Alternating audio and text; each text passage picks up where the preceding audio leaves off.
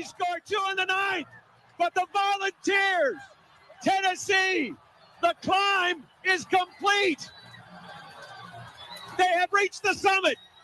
The Volunteers are the very best in college baseball. And the championship flag has been planted on Rocky Top.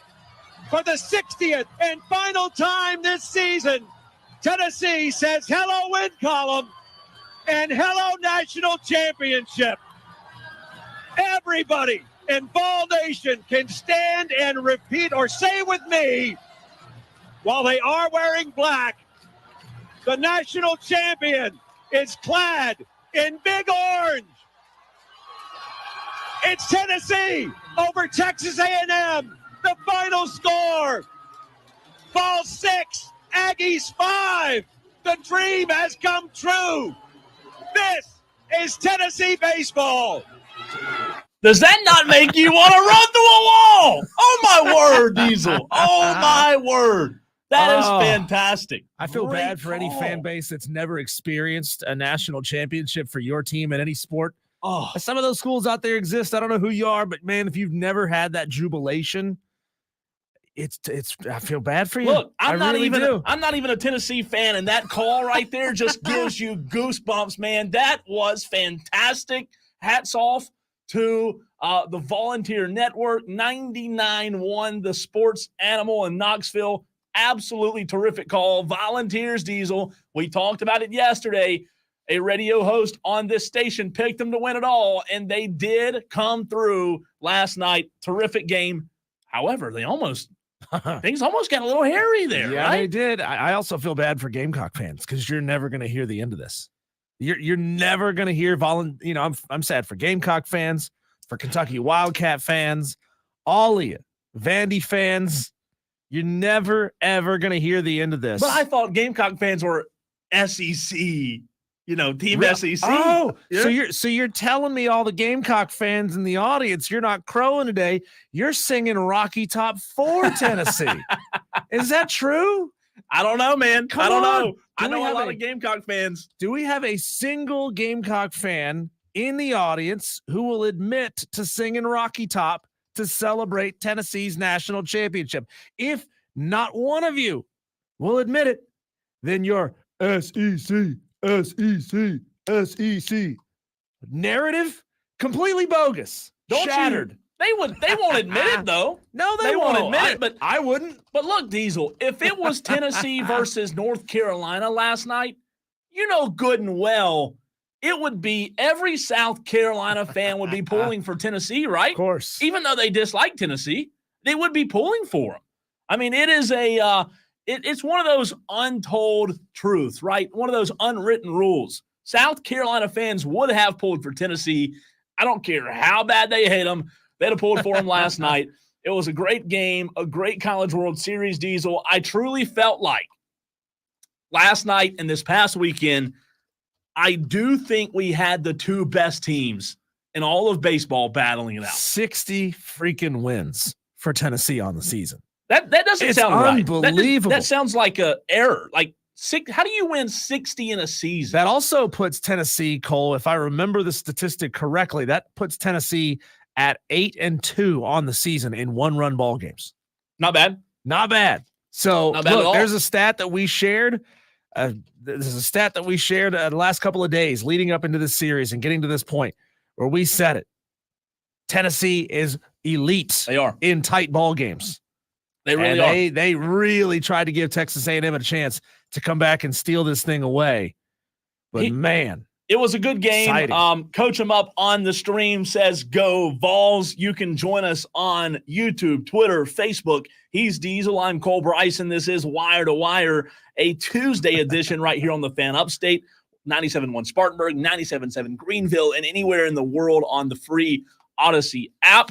Did you think it was going to get away from them last night, Diesel, as you were watching? Because they had a nice lead, right? That thing was all but over. Yeah, I mean, all of a sudden, it took 2 runs in the 8th, 2 runs in the 9th for Texas A&M, and it had been a long time since they had put up that first run. That was back in the 3rd. So they went through the 4th, 5th, 6th, and 7th without scoring a run, and then oh baby, Oh, baby, did Texas A&M pour it on late. Yeah. But it just wasn't enough. You know what, man? When you talk about a complete team, when you talk about a team like, for the most part, the best team, and in most sports, the best team does win the championship. But when you talk about a championship team like Tennessee, I said it a few days ago. It might have been last week, Diesel. Find a hole, right? Find a weak spot. Find that team. 14 strikeouts last night. 13 hits allowed by both teams. But Tennessee, man, you can say, oh, well, they hit the ball well, 13 hits, but they had 14 strikeouts. They're dominant in every facet of the game. Got on 23 times.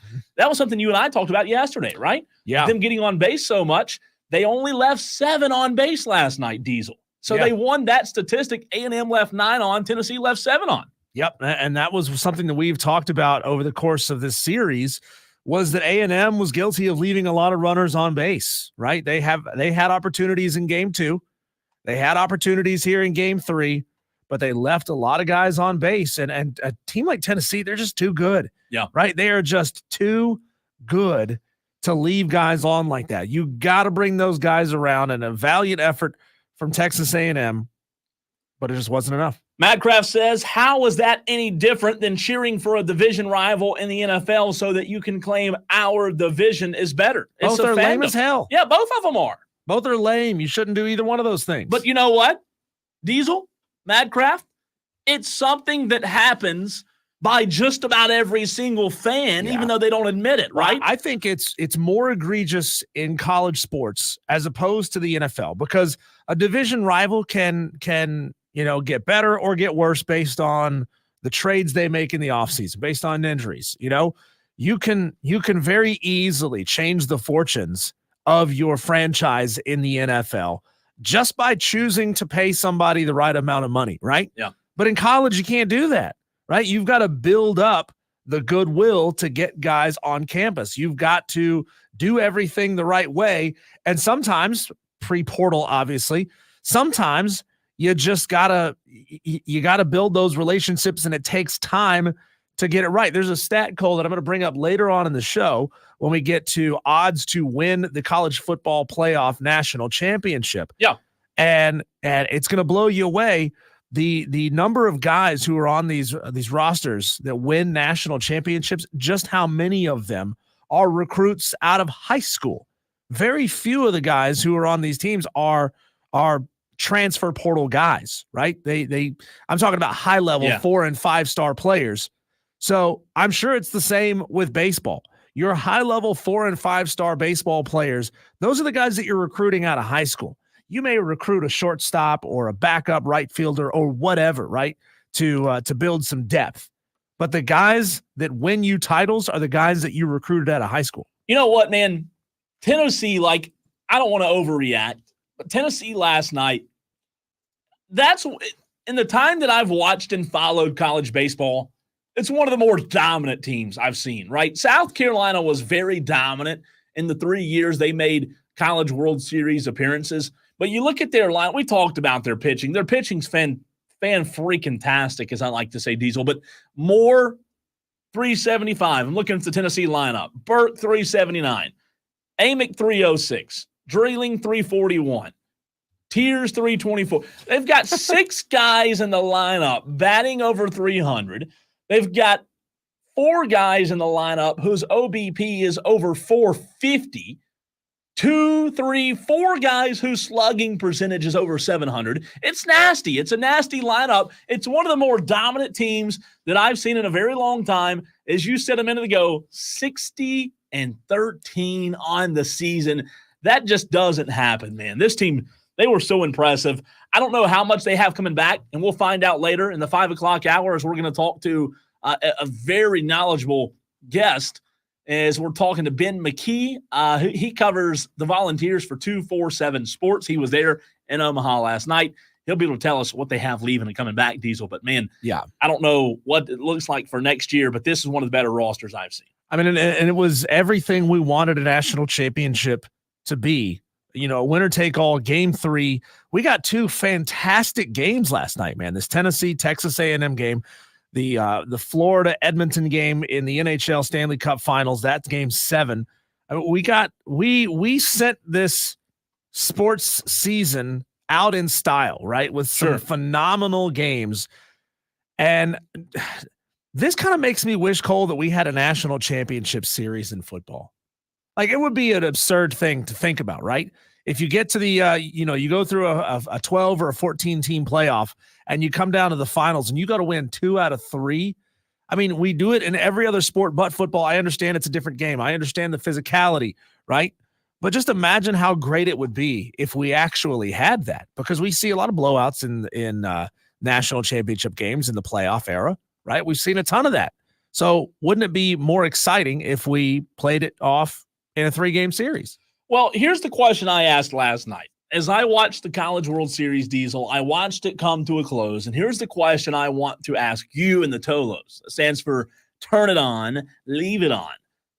I was watching Tennessee celebrate, and you saw the celebration, the dog pile, Tony Vitello just diving into the stands. Oh, man, going nuts, right? Throwing water, throwing Gatorade. The scene last night, as I was watching that, I thought to myself, this is awesome. I love it. But how amazing would it be if you and I, who obviously host right here in the upstate, cover South Carolina, cover Clemson, how amazing would it be and will it be when it's one of our teams that we cover who's celebrating on the nation's biggest stage, hopefully in a very soon time frame, 1 June in the next 3 years? I think that we're going to see it. I don't know if it's going to be South Carolina or Clemson, but that's what I ask. Calling it in the next 3 years? I think so, man. A national title coming back to Palmetto State? I think so. I think we're in a better spot when it comes to baseball than we've been in a long, long time. That's true. Can't deny that. Well, Jack Leggett just had no consistency. And that's the question I ask you, right? Kingston was the definition of inconsistency.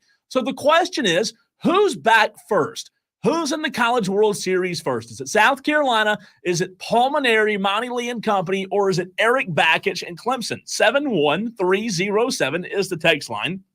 Start your text with the word fan. I truly do think, Diesel, that in a 3-year span, you'll have one of our teams back in the College World Series. But I ask the Tolos, who will it be? The Gamecocks or the Tigers in Omaha? Diesel, who do you think first? Well, I think it's going to be I had my answer right up until I started saying it. I think it's going to be Clemson. I think it's going to be Clemson. The trajectory that Eric Bakich has that team on, and now he knows exactly what it is he needs to get past the super regional round. I think it's going to be Clemson, but I don't think South Carolina is far behind, man. If I'm saying Clemson could be in the finals or could at least get to Omaha 2 years from now, I think South Carolina is there 3 years from now. I like that. I think they're right there, man. It's not a big difference. Both of these schools are on such a positive path right now. No, I don't have an issue with that answer. Clemson just got a massive pickup just a few days ago in the transfer portal. Eric Bakich continues to make waves in the portal. South Carolina, I would agree with your Clemson answer. But here's where I would draw hesitation, Diesel. Ray Tanner brought Pulmonary to South Carolina not to win 5 years from now, not to win 10 years from now, right? He brought Pulmonary to South Carolina to win now. And Pulmonary, whether you believe him or not, he said in his press conference, he is at South Carolina in win now mode. If you believe what he said, if you believe he's the right guy for the job, if you believe he can get it done, it would lead you to believe that South Carolina could be the team that makes it back first. However, Eric Bakich is going to make it very, very difficult. Tolos, what do you think? Who's going to be the first one to make it back to Omaha, Clemson or South Carolina? Text into the show, 71307. Start your text with keyword fan. T-Swizzle on the stream says Clemson for him. Eric has made improvements every year he's been there. Regional, then super. Next year, Omaha, ? Says T-Swizzle. I like that comment. You're right. He has gotten, each year he does progress, right? He hasn't regressed yet. valid. He's only been there for 2 years, but he progresses. He's progressed in the 2 years that he's been there. That's a good sign from a coach. I do like what he's done, to Diesel's point. It felt like he was a couple of guys away this year from being there. You know, I said all year long that as good as Clemson was, the issue for me was they were chasing all year. Instead of being the team that was being chased, Clemson had more comeback victories than anybody else in college baseball. They were chasing. They were not the chased. In order to win the national championship, you have to be the chased. And I think that that's what Clemson baseball will be in the next few years. Yeah, I mean, Clemson, it seems like this year were a team that was just a year too early, maybe 2 years too early. You know, and that's okay. It's okay to build this thing, right? You don't necessarily, you're not necessarily going to be granted that magical season the first year that you're on the scene. And look at Tennessee. They were there last year. They flopped. And a lot of people thought that they weren't going to get back there again this year, but they proved everybody wrong. Jacob Rogers on the stream says, South CAC, we are back with a new coach. So we've got one on the stream saying Clemson will make it back first. One on the stream saying South Carolina will make it back first. It's a very interesting question. It really is. I think if Mark Kingston was still the coach, Diesel, you and I would have no debate here, right? This wouldn't even be a topic of conversation. It wouldn't. However, Kingston's gone. You have a guy who you feel like's the next guy. So now we do ask the question because there is anticipation. There is a little bit of unknown with Paul Mainieri, but I think they made a good hire. So it does validate us asking the question of who will make it back first. All right, let's bring in our daily Dewey, 844-FAN phone, 844-326-3663. That's the number you can chime in and get your thoughts in. Phone lines are open. Dewey wants to chime in, and let's see what you got. Dewey, what's up, man? Yes, I don't think neither of them will go. You don't think? They're both coaches will be fired. Paul Mainieri will be fired next year. Did he just laugh? Did we just hear Dewey laugh? He can't even buy his own BS. He's laughing at himself. Dewey, what's going on over there? Fired. He's going to be fired, and Brian Sneaker's going to take his job. Thanks, Dewey. Thanks, Dewey. Do you think we'll ever get Dewey out of character? Do you think like we can ever break him or crack him? That's a great question, isn't it? Just to quote Winston Wolfe, just because you are a character doesn't mean you have character. Diesel coming in. Yeah. Diesel coming in with a little bang. Pulp Fiction for you on a just Tuesday afternoon. You are. That's funny, but bad. When we come back, Cole, let's look at the other championship that was won last night, Stanley Cup Finals Game 7. How did it happen? The Oilers, they were on a roll. And then, well, not so much. We'll talk about that next here on the Fan Upstate.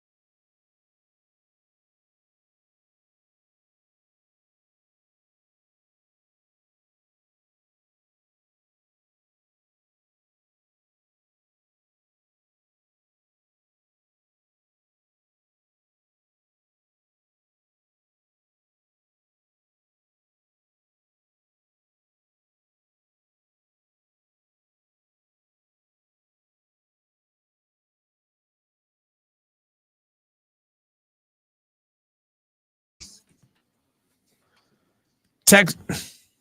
See, you did it twice yesterday. Now I've done it once today. Try to start talking. Got to turn the mic on first. I'm just going to keep going next time and wait for it to turn You'd think by itself on. show number 65, we'd know to turn our microphones on, right? Where is the button? Bunch of idiots in here running this show. We had a texter here says a Clemson, South Carolina national championship would be nutty. Wow. Yeah, man, like a rivalry game in the national championship. That's just stacking layer and layer of awesome onto this thing. I think baseball is the only sport that's ever even remotely possible, right? I mean, like, is that the only sport that both of these teams are actually like legitimately really good at? Both of them?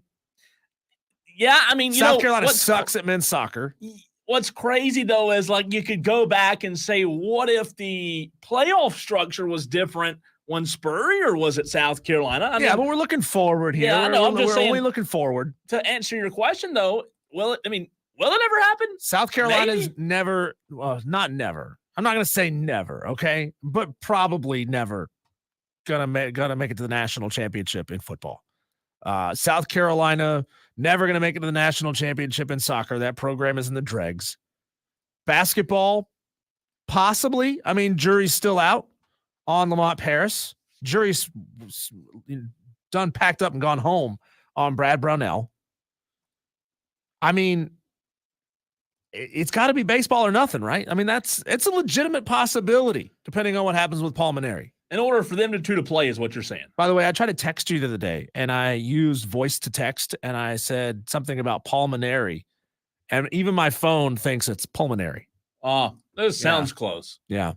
Too much for Siri. Texter says Carolina knocked Clemson out in the Supers in 2010. Correct. If I'm the committee putting this together, I'm making sure that those two teams do not play in the Supers so that they could play in Omaha. I believe that was a 10. If I'm not mistaken, I believe they won that game 10-2 or 10-3. It wasn't close. They killed them. Do they separate do they separate Omaha into like East and West blocks? Like to make sure that two teams, let's just say, for example, that South Carolina and Clemson both made it to Omaha. They didn't play each other in the Supers for some reason. Obviously, that's a logical place to put Clemson in South Carolina's Super or vice versa. It's logical to want that matchup in the Supers to get some juice for those games. Yeah. But I didn't know, let's just say that South Carolina ended up in the Chapel Hill Super Regional, right? Instead of going to the Clemson Super Regional. I mean, it's still possible. Both of them can make it to Omaha. But I didn't know if they separated them sort of East and West to see if they could manipulate and create matchups, because you can't, right? Yeah, you can't. We learned from the movie Jurassic Park that you cannot fiddle with the playoff structure and create the outcome that you want, because just like dinosaurs, life finds a way. Chaos finds a way. And last night, Cole, we didn't get a whole lot of chaos in Stanley Cup Finals Game 7. Here's what the final call of that sounded like. Fans to their feet. Bouchard has missed Draisaitl. Down to our right. Forsling in the corner. He'll try and hold this. 10 seconds left. 2-1 Panthers. A dream 30 years in the making is a reality. Whoa. The Florida Panthers have won the Stanley Cup. Lord Stanley is coming home. You always will have a place in South Florida.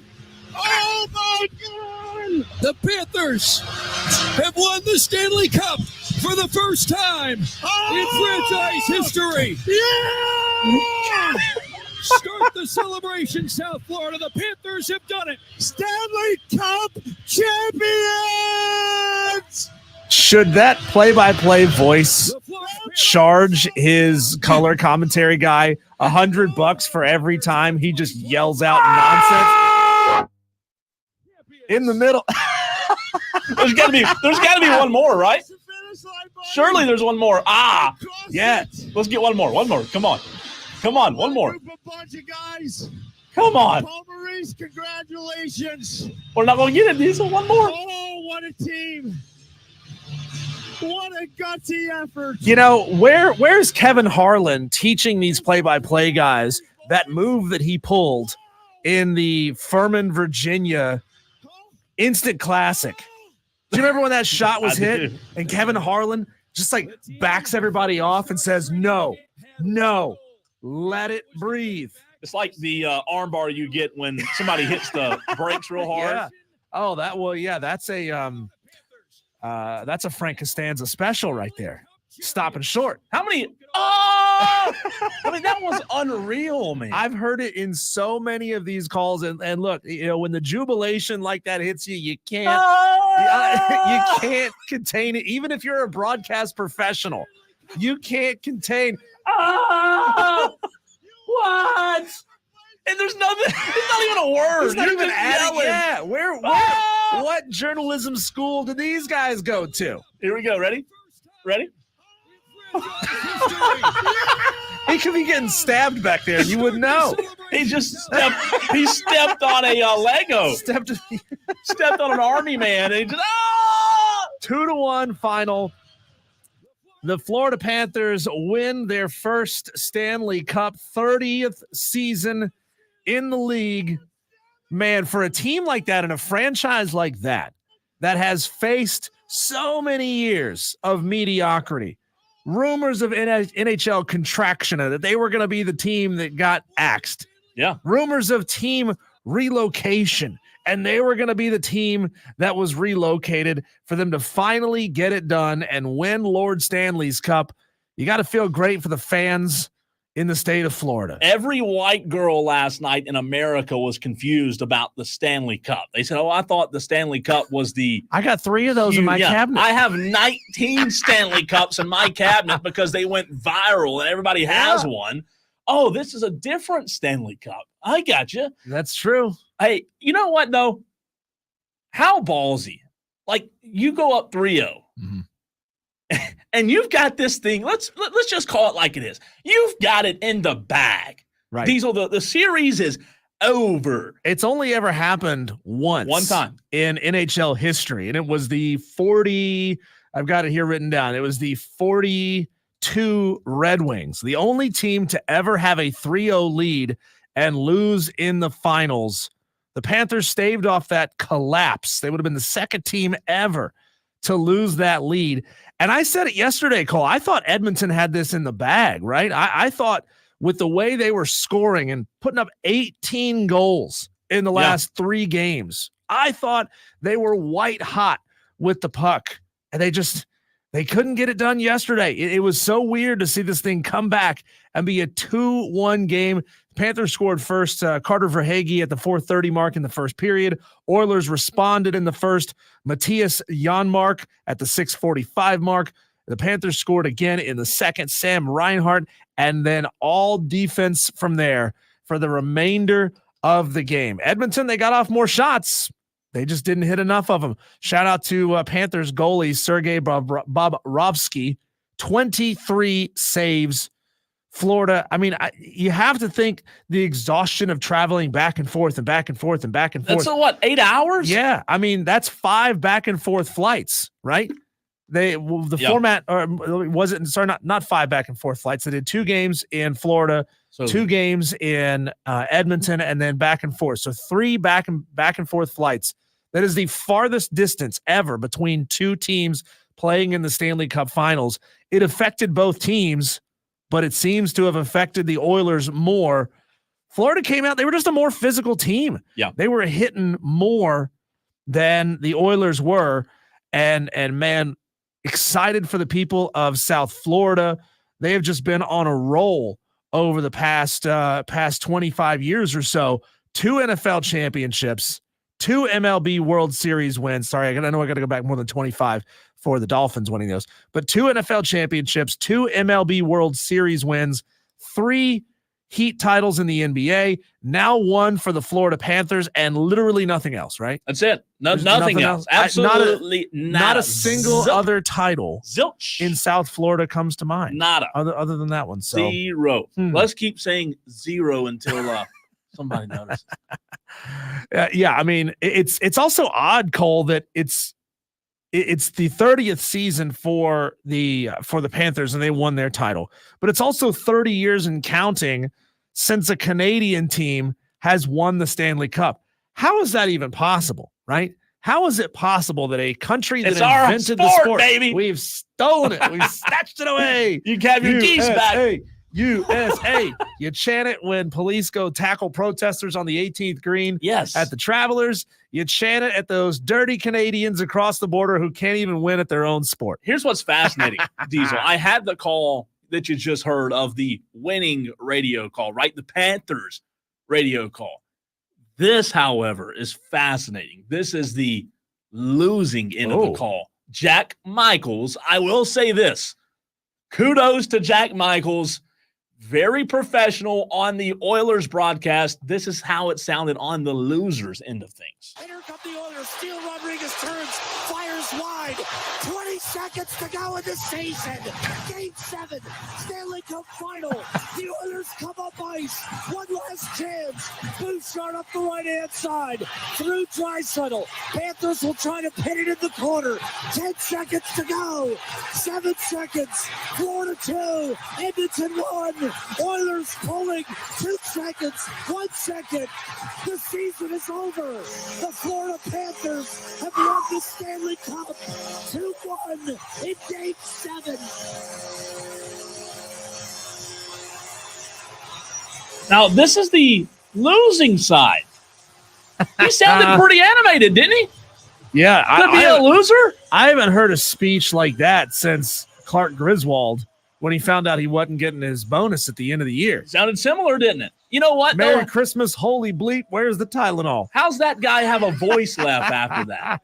I mean, that guy deserves a raise. Oh, that guy deserves. I don't know what the Canadian, the old Canadian broadcasting awards are, eh? He deserves one of those for that performance. That was, even in a losing effort, that was fantastic. Only thing that was missing was a good old. You know what? I'm disappointed, Cole. I'm disappointed the bit didn't work. Tolo Madcraft. We threw a lot of shade. Gosh. We had this whole thing set up for you, Madcraft, and I know you're here. I know you're watching. You're in the stream. You commented about 30 minutes ago on the stream, and you're a Tolo who turns it on and leaves it on every single day. We're calling out Miami's 2 NFL championships, 2 Major League World Series titles, 3 Heat titles in the NBA, 1 now for the Panthers, and we said nothing else. They've never won anything else in Miami. And crickets. Nothing. Maybe he wasn't paying attention. Madcraft. Maybe he wasn't. Maybe Madcraft knows that some of those 5 national titles have a little spuriousness. Hey, we were talking hockey. Madcraft said, "Screw y'all, I'm tuning you out." So he missed a bit there. By the way, Jacob on the stream says, "Guys, I work at home since COVID and just wanted to say y'all make my day go by." Good Thank stuff. you. You're the man, Jacob. We appreciate you being a Tolo. That stands for turn it on, leave it on. You know what? Or did he say, "You make my day go," and then bye, I'm out of here? Screw y'all. Y'all suck. Punctuation matters, Jacob. Worst radio show ever. How do you feel, Cole, about the Oilers player Connor McDavid, who had arguably the most historic postseason any player has ever had? He had the greatest individual postseason in NHL history, 42 points in the playoffs, won the Conn Smythe Trophy, didn't come out to accept it. You know what? I don't have an issue with it. You don't? We just talked about this like 2 days ago. What did Ricky Bobby say? If you ain't first, you last. I don't want no trophy. Yeah. Screw that. He said the Stanley Cup trophy is the only trophy he wants. He's not coming out to get it. I have no issue with that, man. I know that 6 months from now, he's going to say, "Man, I'm happy to have that trophy on my mantle because it reminds me of the phenomenal season that I had." But he's saying, "Screw that Conn Smythe trophy. I don't want it." Would you go out there? Would. You'd go out there and accept it. I absolutely would. I would go out and accept it. You got to. I mean, man up, would you? How about this? Go out and accept it, and when you accept it, smash it on the ice. Get it out of here. That happened before. And was that a football? Who was that? Tolos, help me out. Because I know there's a Tolo out there that can help me out. So you're looking at it like it's a participation trophy. Well, it's just like the congratulations, moment of it. thanks for showing up. Yeah, thanks for coming. Screw you, you lost. I'm not accepting this, Like it's weak, man. Yeah. There was a football coach somewhere that did that one time, and I'm blanking on who it was. Smashed the trophy. Now, it was like a second-place trophy. Just smashed it, man. Might have been a basketball coach. I don't even know, but I know it happened. I saw it on the internet, so I know it happened, okay? There was an Alabama coach that did it. Is that who you mean? Might have been. Yeah. Was it a runner-up trophy? It says here, I can't click on it because I don't want spyware. Spam. But no, it's a YouTube video, so I can't listen to what they're talking about here. But apparently, I love that though, man. Like Madcraft says, Miami is where titles were invented. Oh, there he is. There he is, popping in. We appreciate you, man. Looking into next season, though, Panthers now are the favorites to win next year's Stanley Cup at plus 900. I mean, what's going on in the South, man? All these trophies are coming down here. It's happening in football. It's happening in college baseball. It's happening in the NHL. You know, all of the power, all of the glory is coming to the Southeast. Well, what, are you surprised? No, I mean, the best people, the best athletes, everything's better here, right? Everything's better in the South. I do remember seeing once that like 9 out of 10 of the fastest growing cities in America have been in the Southeast since the invention and the mass circulation of air conditioning. Right? Really? I mean, like all the biggest cities were industrial cities up north. Now they're down south because nobody want to live here because it's so damn hot. Well, now you got AC. You're fine. You're fine. Everybody's moving down here. We got 35,000 new people in Greenville alone every year. Same for Charlotte. Same for Atlanta. It's currently 94. Speaking of hot, how about that? Badcraft says, I bet Cole would refuse a silver and bronze medal. I mean, I don't like losing. Shaq threw away a gold medal. Remember that story? Yes, I do. Yeah, it was the 96 Olympics. He was mad because he wasn't on because he got benched. That's what it was. He got benched for David Robinson late in the in the title game. And he said, screw this. He said it's laying on the side of the road somewhere on I-85 somewhere. Steven said, just FYI, at least half of Florida's teams are Canadian. They're honorary Americans, Steven. If you're in America and you're winning titles for an American franchise, you're an honorary American. Honorary. I like the word honorary. I like that. But you know what? Florida, unless you're French, which means in that case, go to hell. And listen, Florida, it's considered South geographically, but it's not really the South. You know, like nobody in Florida. I don't want to say nobody. There's a lot of people from. I don't know. Do you north. See some of the stories and the Sunshine Laws stories that are coming out of the state of Florida? There's a lot of Southern going on down there. There's a lot of people I think people move to Florida from everywhere. Literally, they welcome anybody. Yeah. All right. It is time to keep the news coming, get you updated on what happened last night, what's happening in the sports world. It's the Daily Wires next.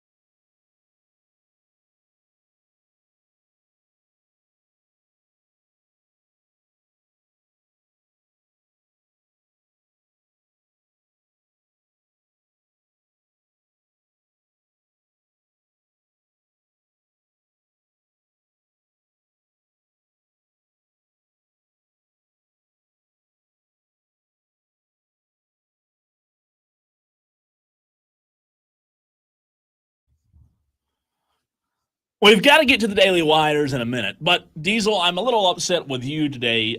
You did give me some bad news that, man, I don't know if it'll sit well with me. On this day, June 25th, 1984, one of the best songs freaking ever was released, and you told me you just weren't really a big fan. And I don't know if I can be down with that or not, because everybody loves Prince, right? Is there anybody that doesn't love Prince? And you said Purple Rain isn't your cup of tea. It's overrated. Overrated? Overrated. When Doves Cry, better song. His cover of While My Guitar Gently Weeps, better song. Little Red Corvette, better song. Hell, the song that he wrote for Batman was a better song.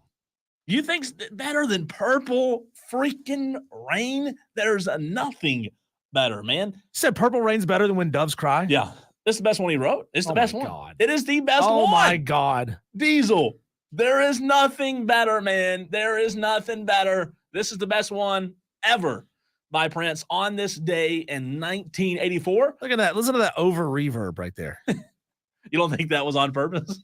I'm sure it was. You don't like it? Doesn't mean it's great. What else happened in 1984? I was born in 1984. So you are The literally same age as this song. You are the same age as Purple Rain. Yeah, it doesn't do anything for me. And it does nothing for you. I mean, No, it's come on. overrated. Everybody wants to sing. All the people who can't sing, who think they can sing, Like all me. try to sing this song at karaoke. It's because, there's only 2 lyrics. Nobody knows anybody else. Nobody knows any other part of the song except for Purple Rain, Yeah, right? because it sounds like, hey, it sounds like an auctioneer. A little auctioneer. Yeah. We wish we had a promo for that, by the way. Yeah, I like Purple We should Rain, make one of man. those. I'm a Prince fan. I'm a Purple Come Rain on. fan. I have to give a shout out there. Tolos, the question, is Purple Rain Prince's best song? Listen, 71307. Start your text with keyword fan. it's got to be. Send us a message on Facebook, Twitter, YouTube, on the stream. All we need is a simple yes or no. My buddy Tony. Is Purple Rain the best Prince song? I don't know if my buddy Tony's listening or not, but Purple Rain's Tony. like his Tony. It's his favorite song. It's got to be the best Prince song ever, right? Let us know. As Diesel said also on the stream. I'm a crass fan of Raspberry Beret. I don't know what to do with y'all, man.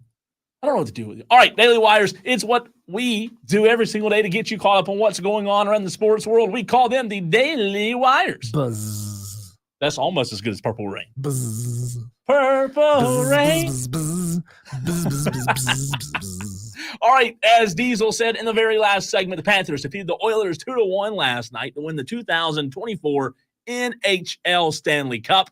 Tennessee last night won its first ever College World Series by defeating Texas A&M 6-5. A little bit of local news. Westside quarterback Cutter Woods has committed to Shane Beamer and South Carolina. He committed yesterday evening. The Braves now 8 games back. They did lose last night to the Cardinals 4-3. So 2 steps forward, 1 step back. That's a Paul Abdul song. 2 steps forward. Yeah. I like Paul. Opposites attract. Yeah.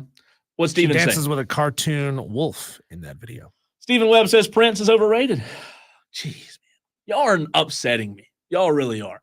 Scotty from BMW says no. Agrees with you, Diesel, that Purple Rain's not the best Prince song. Tony did text me and say, heck yeah, by the way. So I've got 1 yes, 1 no. Actually 2 no's. Where was Morris I? Day and the Time are better than Prince.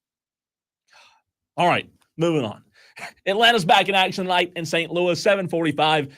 It's a good night to take the Braves, Diesel. You got to feel good if Reynaldo Lopez is on the mound for the Braves, which he is. You feel good about their chances, right? So maybe take the Braves tonight. They bounce back win, lost last night, better team on paper. The NBA draft begins tomorrow, so we'll do a little bit of NBA draft talking tomorrow. I don't even know. You said yesterday the top 3 prospects are international. Is that right? 2 out of 3. Top prospect was out of France. Number 2 prospect out of Australia. Wow. Number 3 prospect out of Kentucky. Oh, Australia, then Kentucky. Well, at least we got 1. Yeah, if it was Florida, then you could call it another foreign country because you don't believe that Florida is really a part of America. I do not believe it. Just like Hawaii. You don't think Hawaii is in America That's either. right. Not attached. CJ from Greer said he agrees with you, Diesel, when doves cry. Boom. Trey in Kentucky says Little Red Corvette. I'm gonna tell you something that may disturb you, Cole. I've never seen Purple Rain the movie. And I'm a movie guy, right? I'm a movie guy, and You I've are. never seen it. But I do know Morris Day and the Time. The only reason I know that is from Jay and Silent Bob Strikes Back, where they talk about Morris Day and the Time, and Morris Day and the Time was the band that appeared in Purple Rain. Well, look at you. Still know about it. Also, I'm aware, but I've never seen it. A little bit of news. Chase Briscoe, little NASCAR news, will replace the retiring Martin Truex Jr. on the Joe Gibbs Racing Team in the 19 Toyota. Kristaps Porzingis confirmed he will miss the Olympics. He will not be on Steve Kerr's team in Paris because of his leg surgery. And then last but definitely not least, UFC lightweight Arman Saryukan was suspended for 9 months and fined by the Nevada State Athletic Commission for throwing a punch at a fan. The suspension, Diesel, is not expected to impact his eligibility to fight for a UFC fight or a UFC title later this year. Yeah. And then there was just the other day, Ryan Garcia, the boxer. Did you see that? We talked about it. Oh, it was one day when you were out back last month. Ryan Garcia, they said yesterday, has been banned for a year due to him failing his drug test. So I got a couple thoughts on this Arman Saryukin. It sounds like Saryukin. It's Tsarukyan. Saryukin. So the T silent? Saryukin. Yeah. I would assume so. Saryukin. Yeah, I got a problem with that because number one, why suspend him for 9 months if it's not going to affect his eligibility for a fight? Like, what's the point? What's the point in a 9-month suspension if you're not even expected to fight for a title in the next 9 months? It's stupid. You're right? suspending a guy for throwing a punch when his job is throwing a punch. Yeah, apparently a fan threw a middle finger at him and he didn't like it, so he threw a punch at the fan. Number two, and this is a bigger problem that I have with UFC. There are too damn many of them.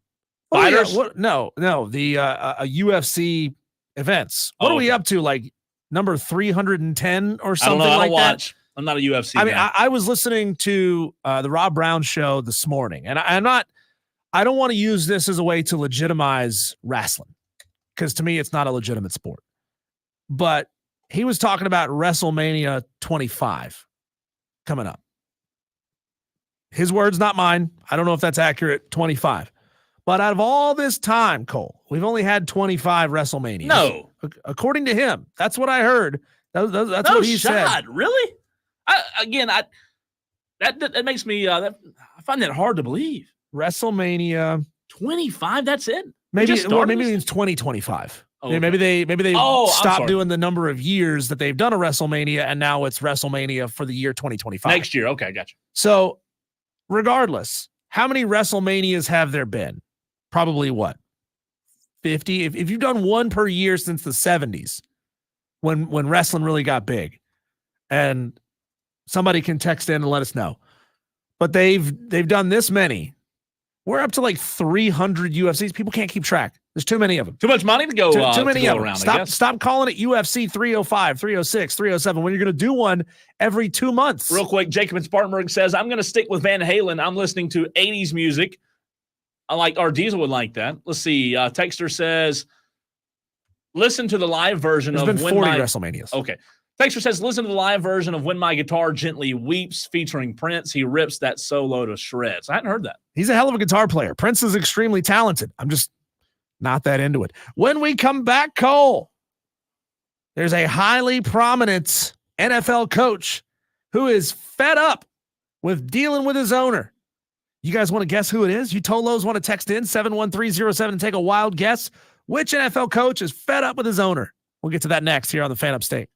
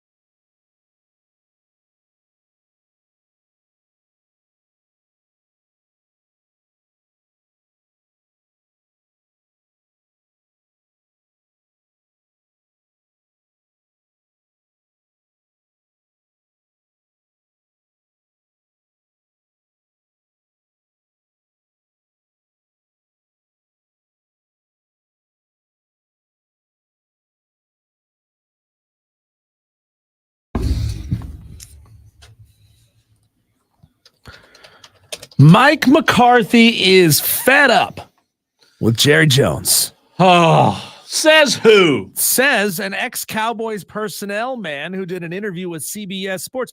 When did you find time to do an interview with CBS Sports, Cole? Made time the other night. I mean, every now and then I can get out. You just so happen to be an ex-Cowboys employee. Yeah. Quote, talking about Mike McCarthy here. He's done the best he can. Some of the people I've talked to have said that he's getting fed up with it a little bit. You don't say. You don't say. Mike McCarthy has had enough of Jerry Jones crap. Now, I realize that I am taking my job in my hands right now because our boss just down the hall is a Cowboys fan. And I don't want to upset him. That's okay. I don't care about upsetting you, Cole. Yeah. I just care about upsetting him. He's the one who actually has to sign off on the paychecks. He has to prove all the talent that we get for all the times that we go out and do things. But I mean, you know, if he would try to hold against me the cold hard facts of what the Dallas Cowboys are as a franchise, well, I think that says more about him. Mike McCarthy entering his 5th and final, possibly, season in Dallas. It's at least the final year of his contract in Dallas, Cole. And usually by now, we would have an extension in place, right? Like we would know by year 3 going into year 4 or year 4 going into year 5, we would know if a coach was going to be extended or not. Yeah. I mean, hell, it happened for Brent Venables after only 2 years and a 16-10 record. But Mike McCarthy, as of right now, does not have a contract to continue on as the head coach of the Dallas Cowboys. He's going into his final year. And he's just had enough. So I don't know. Maybe there's some sort of gentleman's agreement between Jerry and Mike to say, I'm going to let you ride off into the sunset after this year. And Mike saying, why wait? Just go ahead and shoot me in the back now. You know, here's where I go with this. And listen, me being a Cowboys fan, I could talk about this for another 2 hours. But the first initial comment that I would have on this topic, Diesel, is Jerry Jones is up there, right? And I mean like up there, close to being up his own, up there or down there, right? Really close. An age, old, almost dead. So he's up there. Jerry is. Jerry knows that his time as owner of the Cowboys, he's on the back 9, and right? as a living, breathing human. That's right. So here's where I go with this. I do think that Jerry used to really be successful by being wild card Jerry. Like back in the 90s, early 2000s, that's what he was known as, was wild card Jerry. Wait, but does his success in the early 90s really come from anything he did, or does it come from a holdover of what was there before he bought the team? No, he made a lot of moves in the 90s. A lot of moves. And listen, I'm not a Jerry fan, but I give Jerry a lot of credit for what happened in the 90s. Now, back to my point. He is no longer wild card Jerry. Yeah. So my worry is that he's on the back 9. He's on the way out, and he realizes that, you know what? He hasn't gotten it done. He didn't win a Super Bowl with Tony Romo, is not going to win one with Dak Prescott. And he realizes that it's now or never for him. And Diesel, I wonder if Jerry Jones sees Bill Belichick looming in free agency and thinks to himself, Mike's not getting it done. Mike has fallen short in the postseason. If Mike, this final year, falls on his face again, Diesel, do I pick up the phone and do I call Bill and do I make one last run at it? Look, I've never, ever cheered for the Dallas Cowboys. And I liked a lot of the players. I really liked Troy Aikman. I really liked, the teams of the 90s. But I can't like the team. Sorry. But I now at this point, if that's what you're putting out there into the world, I want Mike McCarthy to go and win it, just so that Jerry doesn't get his way. Well, here's and get the Bill deal. Belichick. I don't know that it would happen. I'm just thinking, Jerry, one last grab at the straws, right? Could it happen? He's out there. He couldn't can McCarthy last year after winning 12. Listen, McCarthy's gone 12-5 3 years in a row. Coach. He's a very good coach. Has he gotten it done in the playoffs? No. So that's where my issue comes in. So I would say he's winning 12 games a year in spite of Jerry Jones and all the stupid moves that he's made. I'm talking about that huge deal that he gave to Zeke, the huge deal that he gave to Dak. the horrible contract situations and that Jerry Jones has created. I mean, for somebody who's supposed to have all this business acumen, he makes some dumbass business moves. Well, Jerry is a part of the problem. I don't think he is the entire problem. And you and I have talked about this before. No, he's not. Because, listen, I've said this before to Rob Brown. We were having this conversation at Dave & Buster's. When the Dallas Cowboys defense in the playoffs in the wild card round against Green Bay gave up 463 yards, that's not Jerry Jones' fault, right? They had an elite defense the past 2 years. When Dak Prescott throws 3 interceptions against San Francisco to choke 2 years ago, that's not Jerry's fault. Well, so, individual games and performances therein, are not Jerry Jones' fault. But I would be willing to say that since he bought the team in 1989, going 312 and 251 for a 55% win percentage, that is Jerry Jones' fault. He is the guy who's been there stewarding this thing the whole time. One game over 500 in the playoffs, 16 and 15, haven't won a division title in 28 years. That is Jerry Jones' fault. He fired Tom Landry, who's the namesake of Bobby Hill's middle school there in Arlen, Texas. Listen, I hear you. My only pushback would be this. Dallas has had really, really talented teams. Like super Tony Romo, Dez Bryant, DeMarco Murray in 2017 when Dez dropped it in Green Bay and they called it incomplete. That was one of the most talented teams they've ever had. Dak Prescott as a rookie with Zeke in 2016. That was 2015. I'm talking about with Dez and Romo. And then 2016, Dak and the rookies, one of the most talented teams I've ever seen. So, again, to your point, I don't put all the blame on Jerry. I do put some blame on Jerry for the contracts, Dak, Zeke, stuff like that. Jimmy Johnson. Yeah, no, I do put that on Jerry. But at the end of the day, he has had Jason Garrett's had talented teams. Mike McCarthy's had talented teams.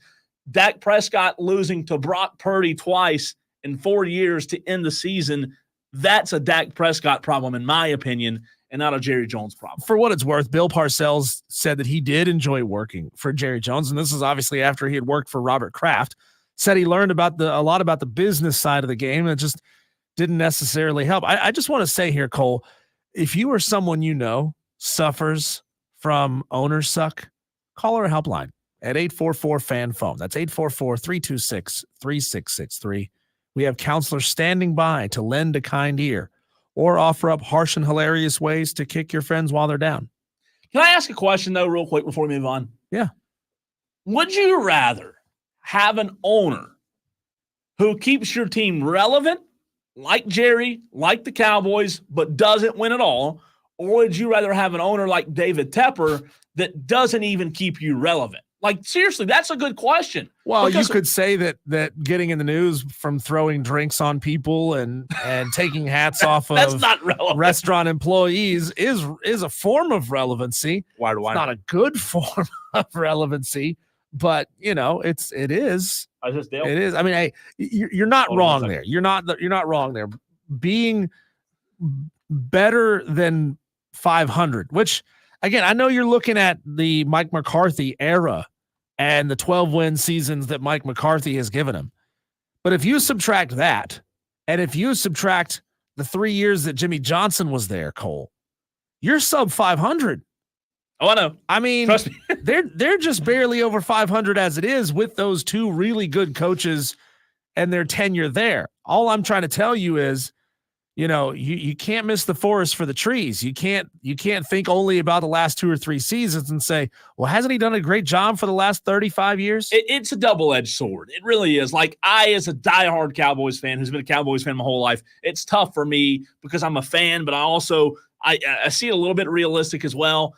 Scotty from BMW says, Cole, good job on all the plugs. You can text the show 71307. Dale wants to chime in on the renewal by Anderson of the Carolinas fan phone, 844-FAN-PHONE. What's up, Dale?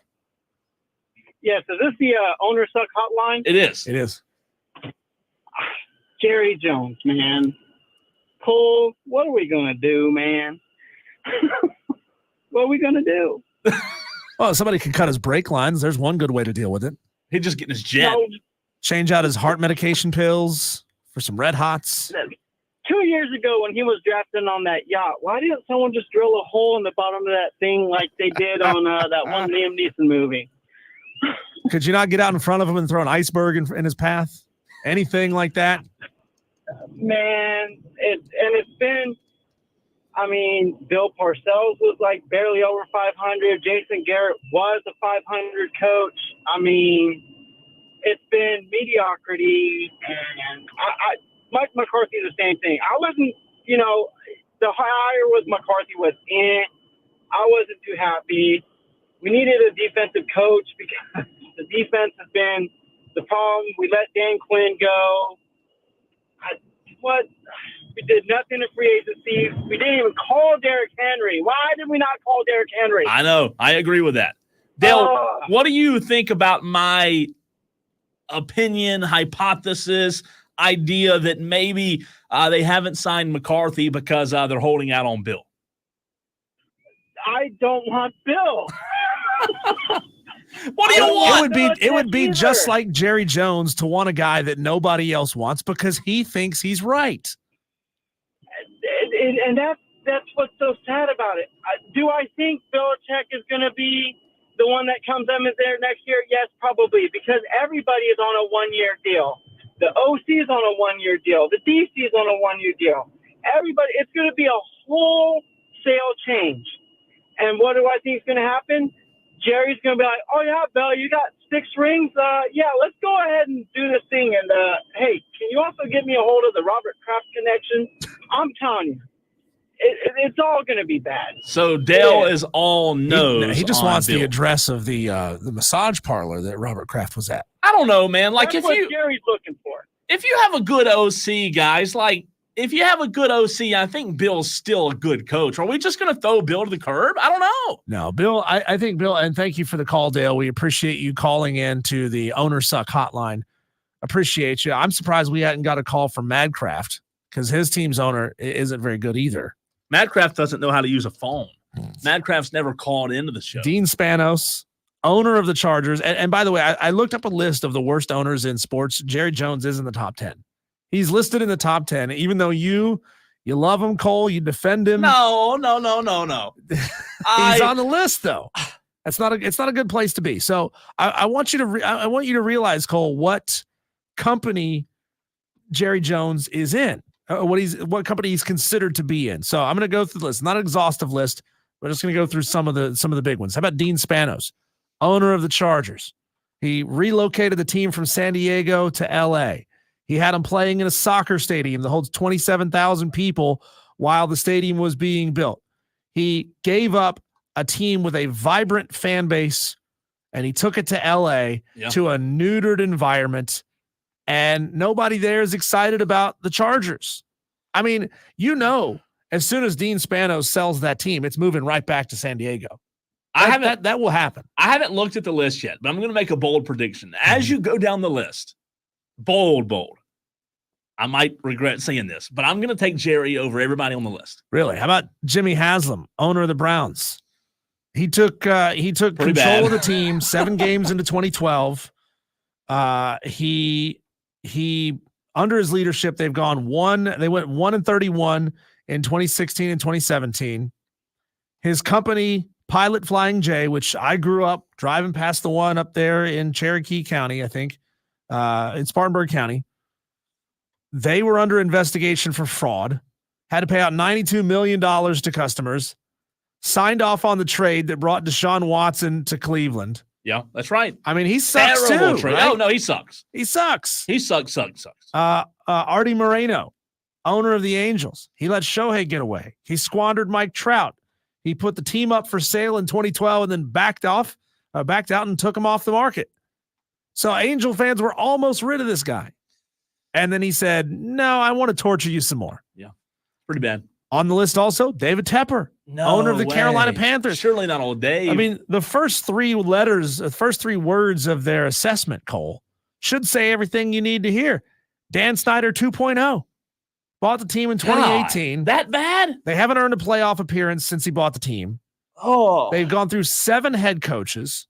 Reports are that he creates a toxic work environment. He was fined $300,000 for throwing a drink on a fan. That is rough. He walked into a restaurant and pulled the hat off of an employee because he didn't like the sign out front that employee had nothing to do with, by the way.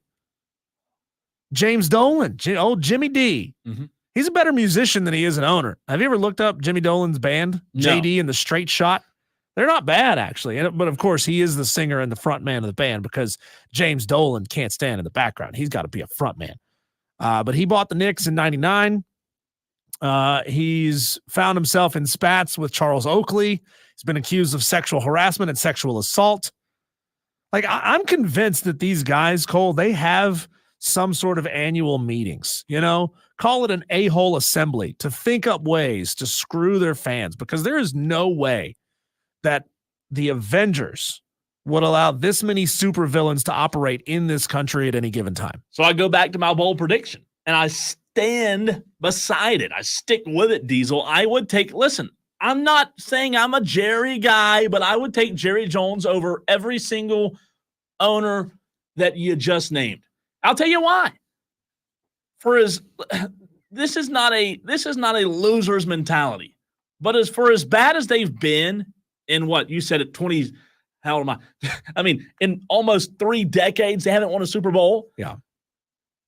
Jerry, in my opinion, Diesel only cares about keeping the team relevant, making millions, and keeping them relevant. Really. Because as long as they're relevant, he cares about fat stacks. Well, they're going to listen. I mean, you turn on ESPN during football season. What are they talking about? At the very least, Cole, Jerry Jones has not embarrassed this franchise in the way that these other owners have. Right? Now, Madcraft texts in and says, Spanos is trash, but he got me Harbaugh. So he's feeling pretty good about that. Have you heard the Jerry Delta flight attendant story? No. So this was when I was living in Dallas just a few years ago. Jerry Jones, it came out. You may remember when the news came out. The news came out that Jerry Jones had a daughter that nobody knew about. Really? Not the daughter that works in the organization. There's another daughter who's my age. Well, after the Super Bowl win in 96. And you didn't ask her out? Well, if I would have seen her, I would have trusted. Yeah, doesn't matter what she looks like. She's Jerry Jones' daughter. Ask her out. Marry that. She was suing Dad, Jerry, because the money ran out. So basically, the long story short, no joke. Listen, Jerry paid mom and daughter to keep quiet. Okay. Jerry found out that the money's eventually, I guess the money ran out. So daughter's now suing Jerry. This was like 3 years ago. The mom was a flight attendant on a plane that Jerry flew back on after winning the Super Bowl. So Jerry got a little Super Bowl, you know what, and Hawk Tua, and the 27 years later, his daughter ran out of money and needs money. And the daughter is not his wife's daughter. It's the flight attendant's daughter at Delta. Oh, Jerry. Yeah. So naughty Jerry. No surprise there, but he hadn't done anything to embarrass the organization other than not winning a Super Bowl, right? Madcraft says someone floated the idea of rebranding to the SoCal Chargers. Mad, just move back to San Diego. That's it. That's all this team needs to do to rebuild its goodwill, right? Move back to San Diego. Man, that's tough. San Diego loved the Chargers. No, they did. It's tough, though, because LA's like, I'm not saying I'm sold on LA Chargers and sold on LA, but I don't hate it as much as people think. LA's a booming place, man. Like, I get why they did it, right? I really do. Diesel, I want to get to this. Coming up in the very next segment, EA Sports released today their top 10 toughest places to play in college football. You and I will go through this trash list and examine the list and tell our listeners whether we love or hate each listed stadium. We'll also let you tell us where they were right and where they were wrong. Next on Wire to Wire.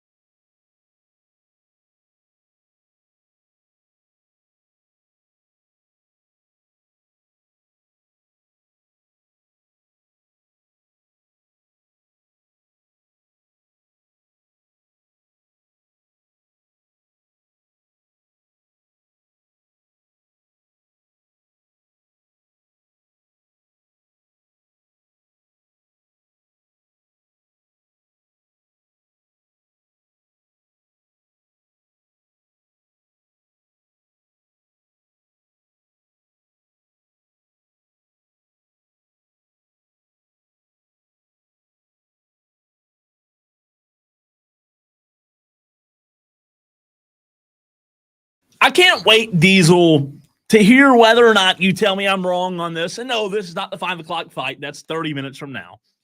But College Football 25, EA Sports, earlier today released their top 10 toughest places to play in America.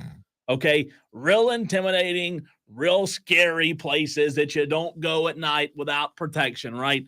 So I have an issue with this list. I'm going to go down. I'm going to start at 10, go all the way down to 1 by 1. And I want to know if you and I love it or hate it, 10 to 1. Little teaser to you, Tolos, to you listening. By the way, you can text the show 71307, keyword fan. Listen carefully as I go down this list and stop me when you hear a Palmetto State Stadium. All right, Deals, are you ready? Top 10 toughest places to play. 10 on the list in the SEC, in the Sunshine State, in Gainesville. EA Sports says Florida is the 10th toughest place to play in college football. Initial reaction, love it or hate it? Yeah, I like it. I like it. I mean, I've been to a game at Florida before. It was an early game. Okay. Wasn't super intimidating, but I haven't been to a rivalry game at Florida before. But hey, I mean, how intimidating can it be, Cole, if they're reducing their seating? They dropped the seating from that's trash. They dropped the seating by 8,000 or 9,000 seats. But then again, I do give Florida some credit here. Number one, we all know that people aren't buying tickets the way that they used to and coming in droves and packing out stadiums the way that they used to. But we all know how stadiums used to be built, right? Where you had about 6 inches to somehow squeeze an 18-inch ass into that seat. Neyland Stadium. So, perfect example. I mean, they are, at least they've decided, you know what, let's prioritize some comfort here just a little bit. It's not the way modern stadiums are built with nice, cushy stadium chairs, those old school metal bleachers. Hell, my school actually increased capacity, Cole, by just pulling up the stickers and moving them 3 inches closer to each other. So I don't hate Florida. I don't hate that being on the list. Or, listen, there's an issue that I have with this. I don't hate Florida. Number 9, same state, Diesel, Doak Campbell Stadium. Florida State at 9. I have been to several games at Florida State, both day and night, and I will say I love it being in the top 10. Yeah. It deserves to be there. It is one of the top 10 toughest, in my opinion, when they are good. Yeah, I like that one. I do. I love, number one, they've got arguably the best entrance in college football anywhere. I mean, I agree with that. To me, it's 1A and 1B with the Trojan stabbing midfield at Southern Cal, but it is the 1A in that scenario because Chief Osceola coming out on the horse. What's the horse's name? There's a name for it. Blanking off the top of my head. I speak horse. Stabbing the flaming spear into the 50-yard line. That's phenomenal. Yeah. Right? It doesn't get any better than it is. And just the synchronized war chant throughout the entire And it's a thing. bowl, right? There's no upper deck. There's no lower deck. It's a bowl. Old school. It is old school. I like Doak Campbell. I have no issue with them being on the list. However, the issues are arising. Renegade, by the way. It's Renegade. Oh, is the horse's name? Horse's name is Renegade. I like that. These next few, I just can't say them. I cannot read them off this list. EA Sports, top 10 toughest places to play. Number 8 in the country, Gaylord Family, Oklahoma, Memorial Stadium, Brent Venables Stadium. Number 8 toughest places to play in the country. Love it or hate it. No, I don't like that one being on the I list. don't either. I don't. It's, the Sooner coming out, that's cool and all. Do we know, Cole, have they let us know, is that actually going to affect the game in some way? What's that? The video game.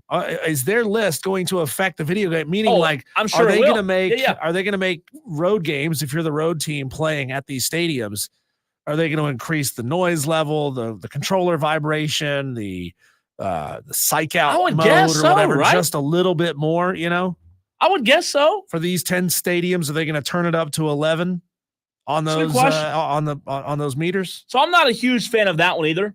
Let us know what you think on the text line 71307. Start your text with the word fan. It gets worse, Diesel. I don't know if you've seen this list, but it gets worse, buddy. Number 7, toughest places to play in the United States, Diesel.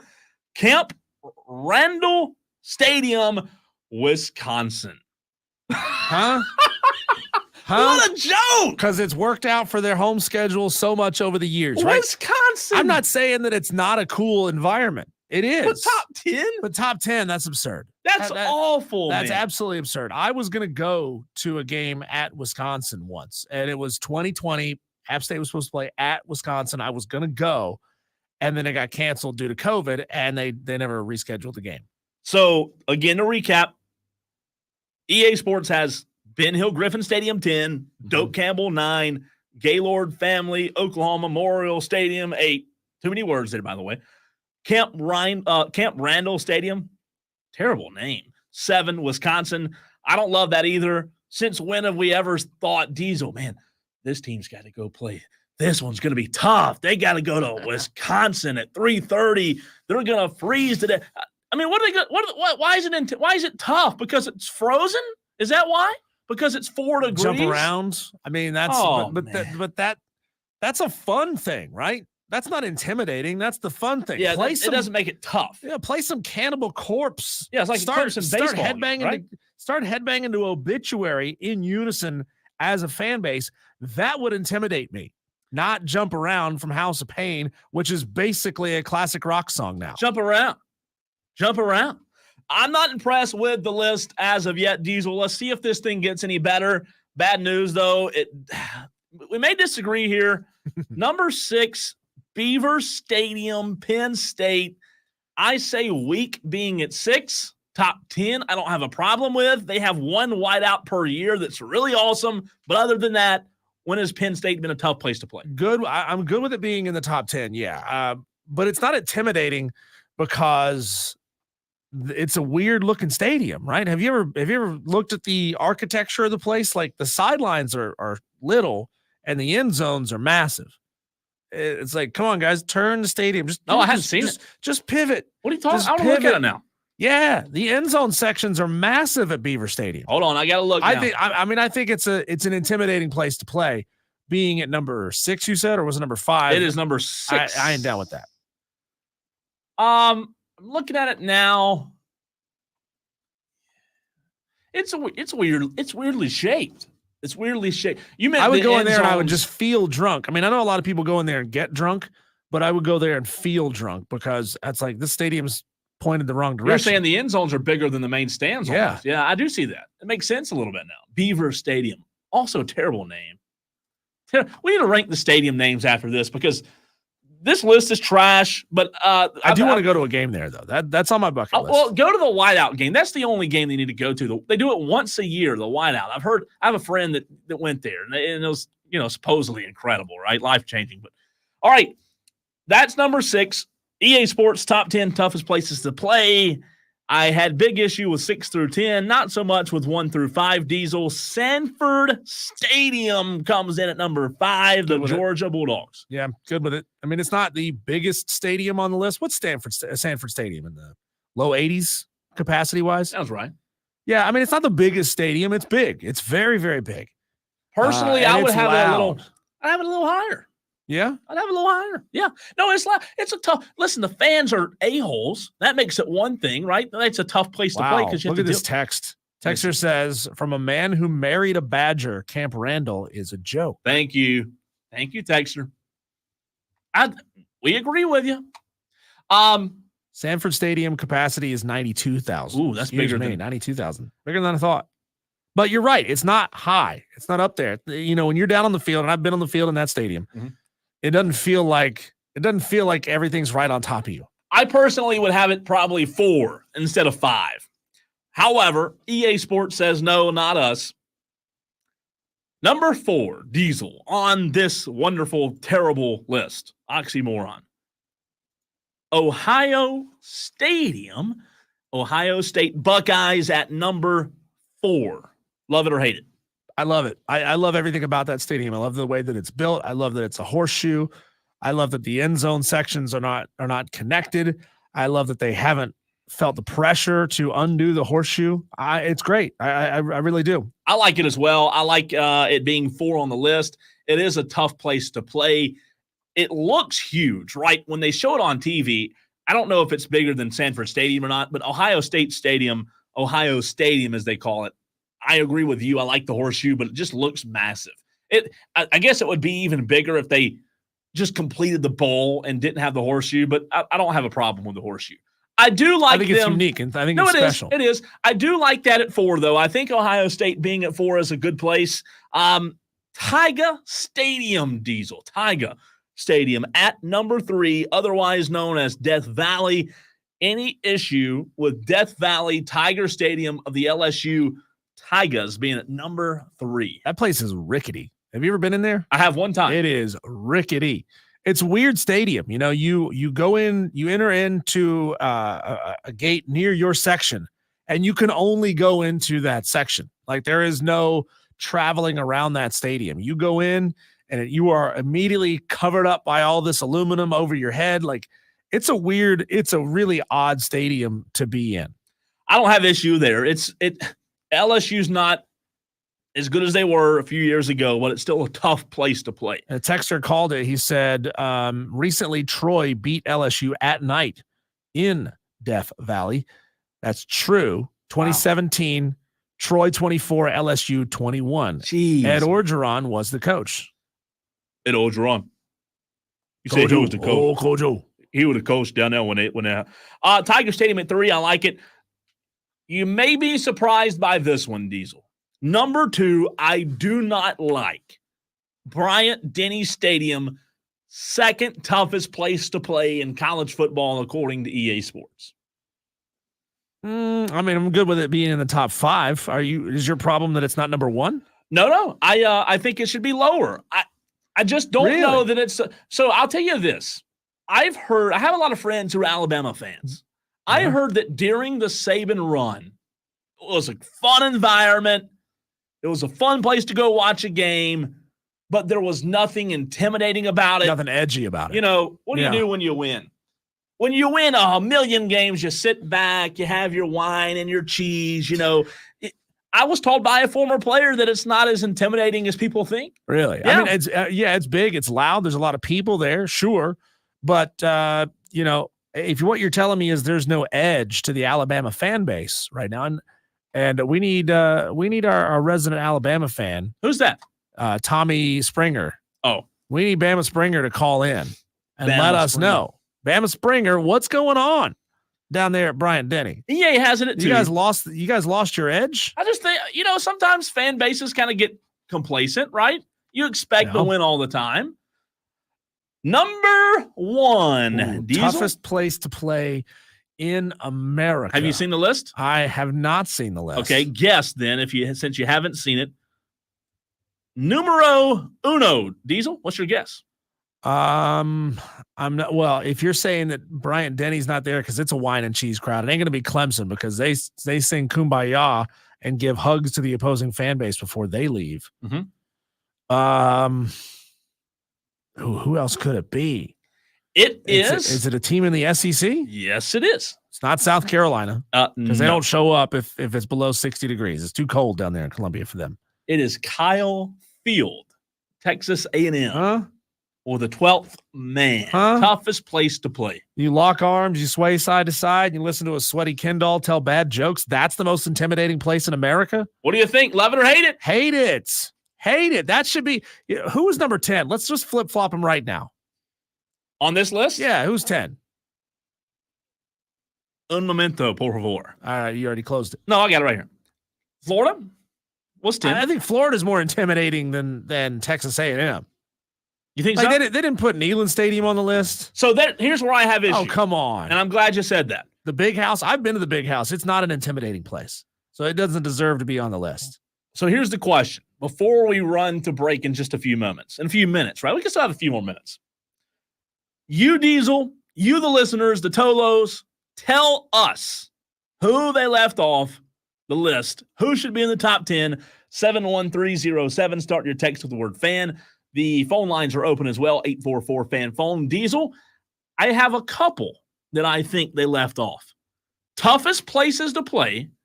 Neyland Stadium, for me, has to be on the list. Yeah. Neyland Stadium, they crowd people in Neyland Stadium like sardines. There is no room. You have no leg space. Yeah, it's a beautiful stadium on the front end, ugly AF on the back end. If you're a man and you're sitting there, most men Diesel don't like sitting with their legs tight because it's uncomfortable on the old the jewels, the family jewels.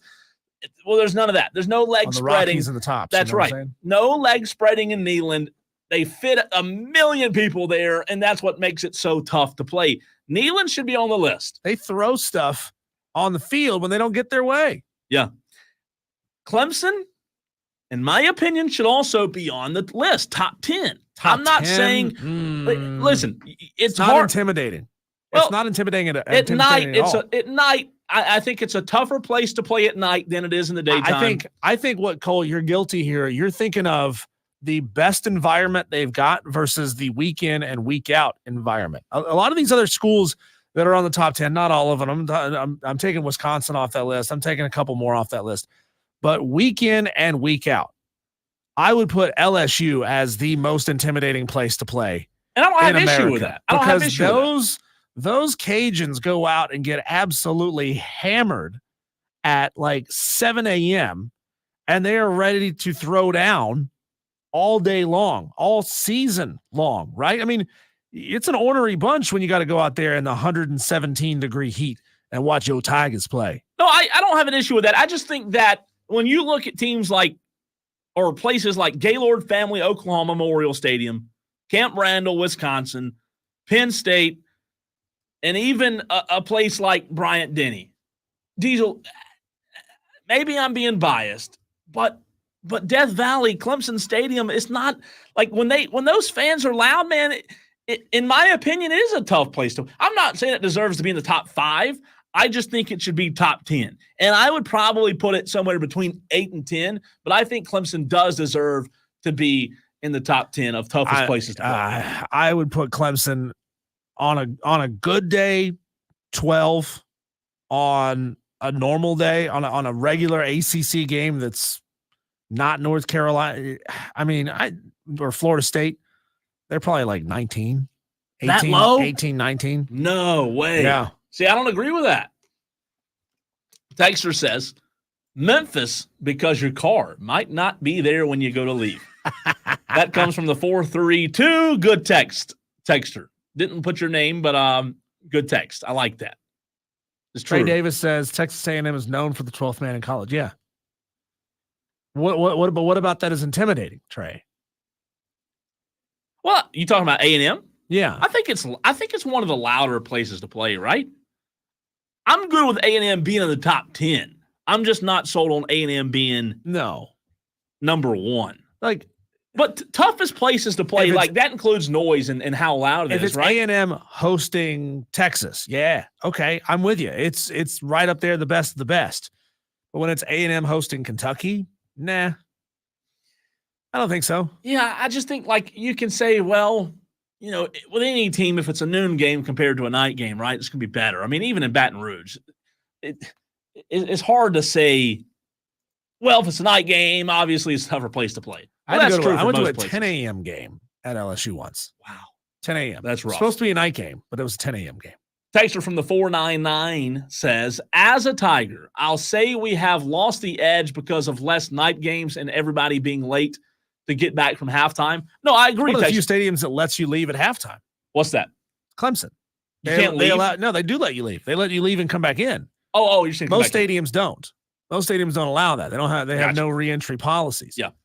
Look, with the huge expansion of streaming and the fact that every game can be on television and the fact that streaming is easier than it's ever been, I don't understand why teams still allow ESPN to tell them when to kick off if they're not on a linear network. I mean, if you're playing on ABC or if you're on ESPN 1 or 2, that's fine. ESPN can dictate when they want your game to be on that network to fill out their day. But if you're talking about, if it's Clemson, Syracuse, right? That's not going to be a primetime game. It's not going to be shown on a linear network. Then you should have the right to choose when you play those games. So let me ask you this. If we were to change this list to all night games, toughest places to play at night, Okay, A&M at night, LSU at night, Bama at night, Clemson at night. Would Clemson at night be in top 10 for you? Yeah, I would put it there at night, depending on the opponent.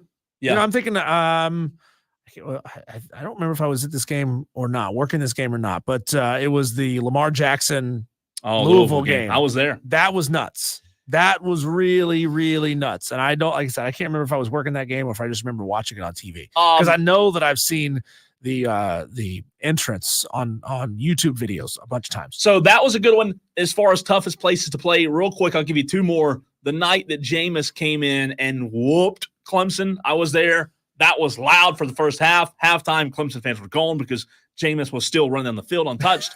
Second one was the Notre Dame Hurricane game. I was also there for that. I was at that game. That was awful.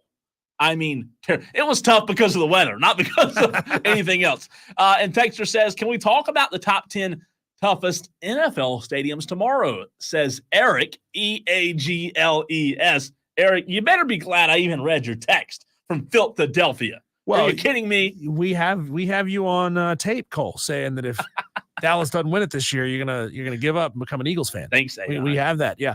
South Carolina Gamecock fans, you got a big recruit over the past couple of 24 hours. Yeah. Cutter Woods from Westside High School has committed to South Carolina, and we had about 5 minutes to talk with Cutter Woods a little bit earlier today. We're going to bring you that conversation next, right here on Wire to Wire with Diesel and Cole Bryson on the Fan Upstate.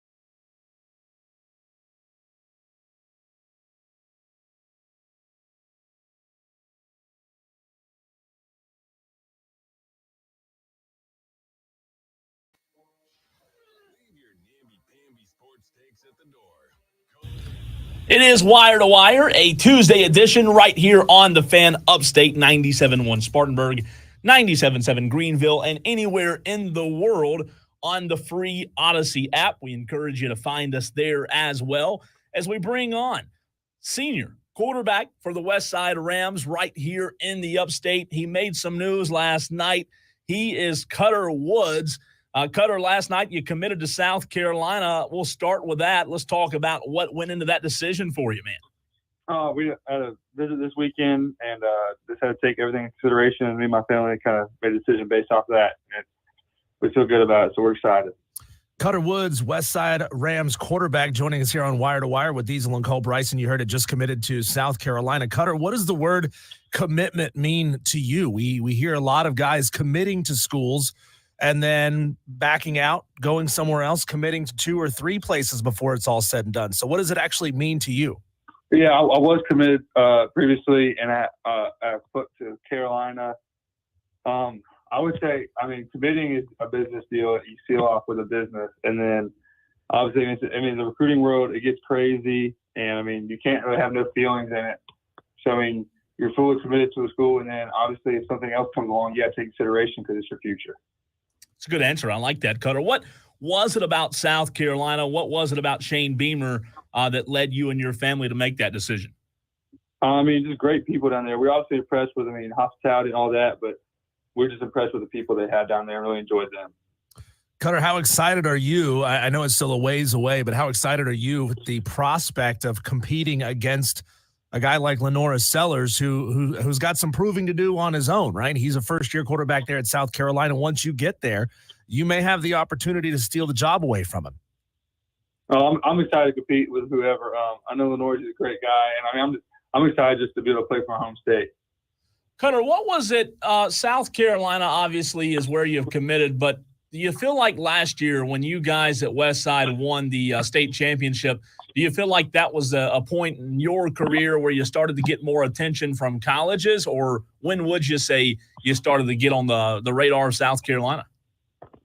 I would say maybe last camp when I went to summer, or went to their summer camp like a year ago. But I was just being in state for a while and have a great head coach like Coach Lane. You got to be on the radar kind of regardless. For sure. Absolutely. Cutter, what was the conversation, or what were the conversations like with South Carolina? Was it, here's what we can do for you, or here's how we can make you better? Here's how we can make you better, and here's how you can help this program, and we see you fitting in with our offense one day. So obviously that's a guarantee, but hearing them with a vision for me and vision for their offense is obviously makes me want to work harder and go there and work. What do you feel like, Cutter, you still have to improve on before you get to the college level? Everything can always be improved on. Definitely athleticism, but anything and everything. Just work at everything and see what happens from there. Cutter, tell us about what you see for your final season here at Westside High School. How's the schedule looking for you? Are you feeling confident in your ability to go back and repeat? I definitely feel confident in our team and our head coach Lane. I feel like we can definitely get it done again. Cutter, we appreciate you, man. We'll have you on again soon, and we'll be following you this fall as well, brother. Thank you. Thanks, man. Man, a few words. Cutter Woods, quarterback, Westside High School, your brand new South Carolina Gamecock commit. He's a phenomenal high school quarterback, and I think you Gamecock fans ought to be real excited to have him down in Columbia. You just hope that recruitment sticks. You hope that commitment sticks. When we come back, it is time for you and I to stick and jab at each other, Cole. We call it the 5 o'clock fight. We have 3 different topics to fight about. We go toe-to-toe, and you, the Tolos, tell us who's right and who's wrong each round of the 5 o'clock fight. That's next.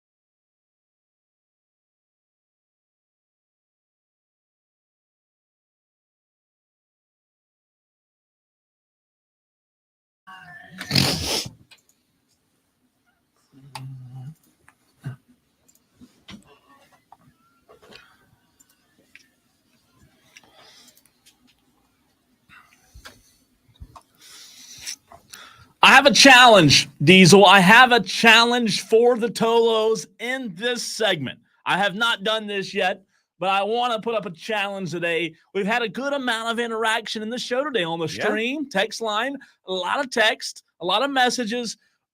And here's where my challenge comes in. The 5 o'clock fight's the most interactive segment on this show. I'd argue on the station. On this planet. It is interactive 2.0.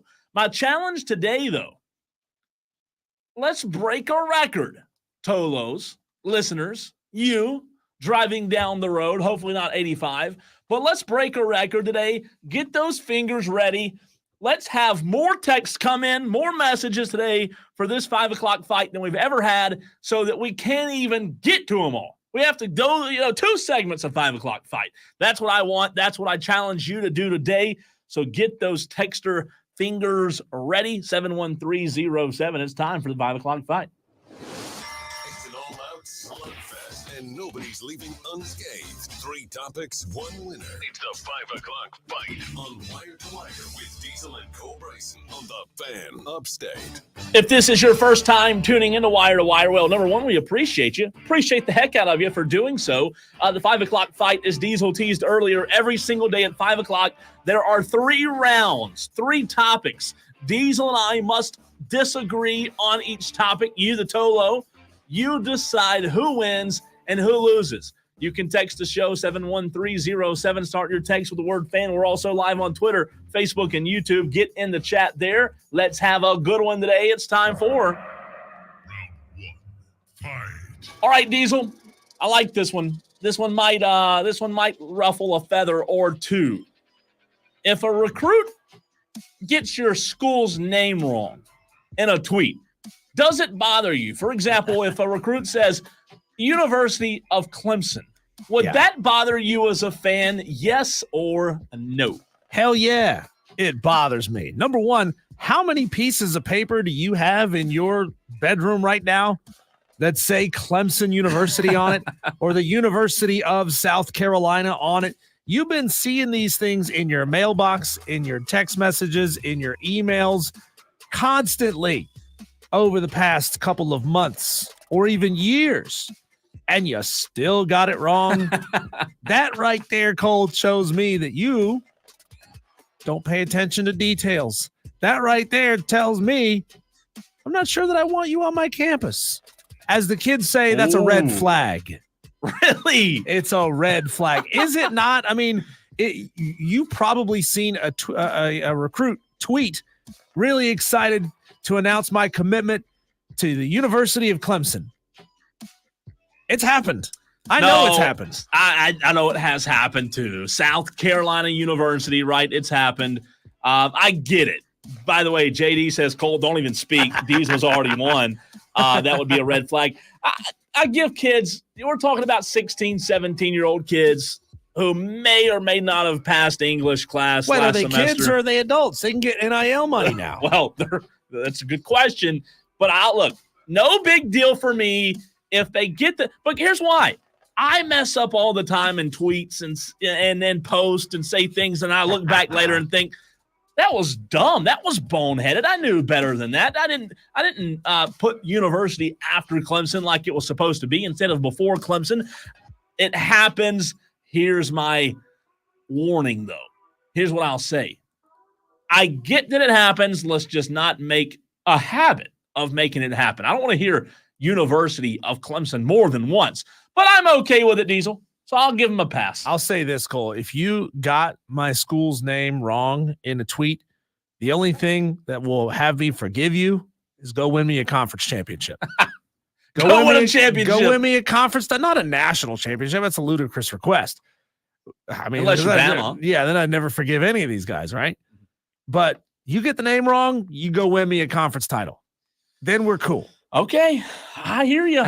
All right, 71307. I challenged you to bring it strong today, texters. Who will have more, texters or streamers? Because we have a good crowd, 123 watching in the stream, Facebook, YouTube, and Twitter. Texters, they've already got you. I mean, they've already got 1, 2, 3, 4, 5 votes for round 1, now 6. It's time for round number... Round 2, fight. All right, round 2, Diesel. I was really fascinated by Tennessee last night winning the national championship in baseball. They have a really good baseball coach, right? They've got their guy. They've got a really good baseball coach. We do not know if they have their guy in football. The question for round 2 is, will they win a national championship in football under their current coach, Josh Heupel? What does Diesel say? So Josh Heupel's still a relatively young man. He's probably what, in his late 40s? That'd be my I'd guess 40 something. Yeah, I mean, he is the adult Bobby Hill. He looks exactly like Bobby Hill from King of the Hill. You got to think, all right, there's a possibility he could be there for another 10, 15 years at least. 46. Okay, he could be there for another 15 years at least, if all goes well, right? I think by then he could win it. He could win it. Ooh. Now, as of right now, Tennessee is not above on the good side of the blue chip ratio. He does not have more than 50% 4- and 5-star guys on that team. I do believe, though, Cole, that given time, Josh Heupel will get Tennessee over that mark and playing in the SEC. I mean, you just got to be top 5 in the SEC, and you're probably getting into the expanded 12 or 14 team playoff. And once you're in, man, all bets are off.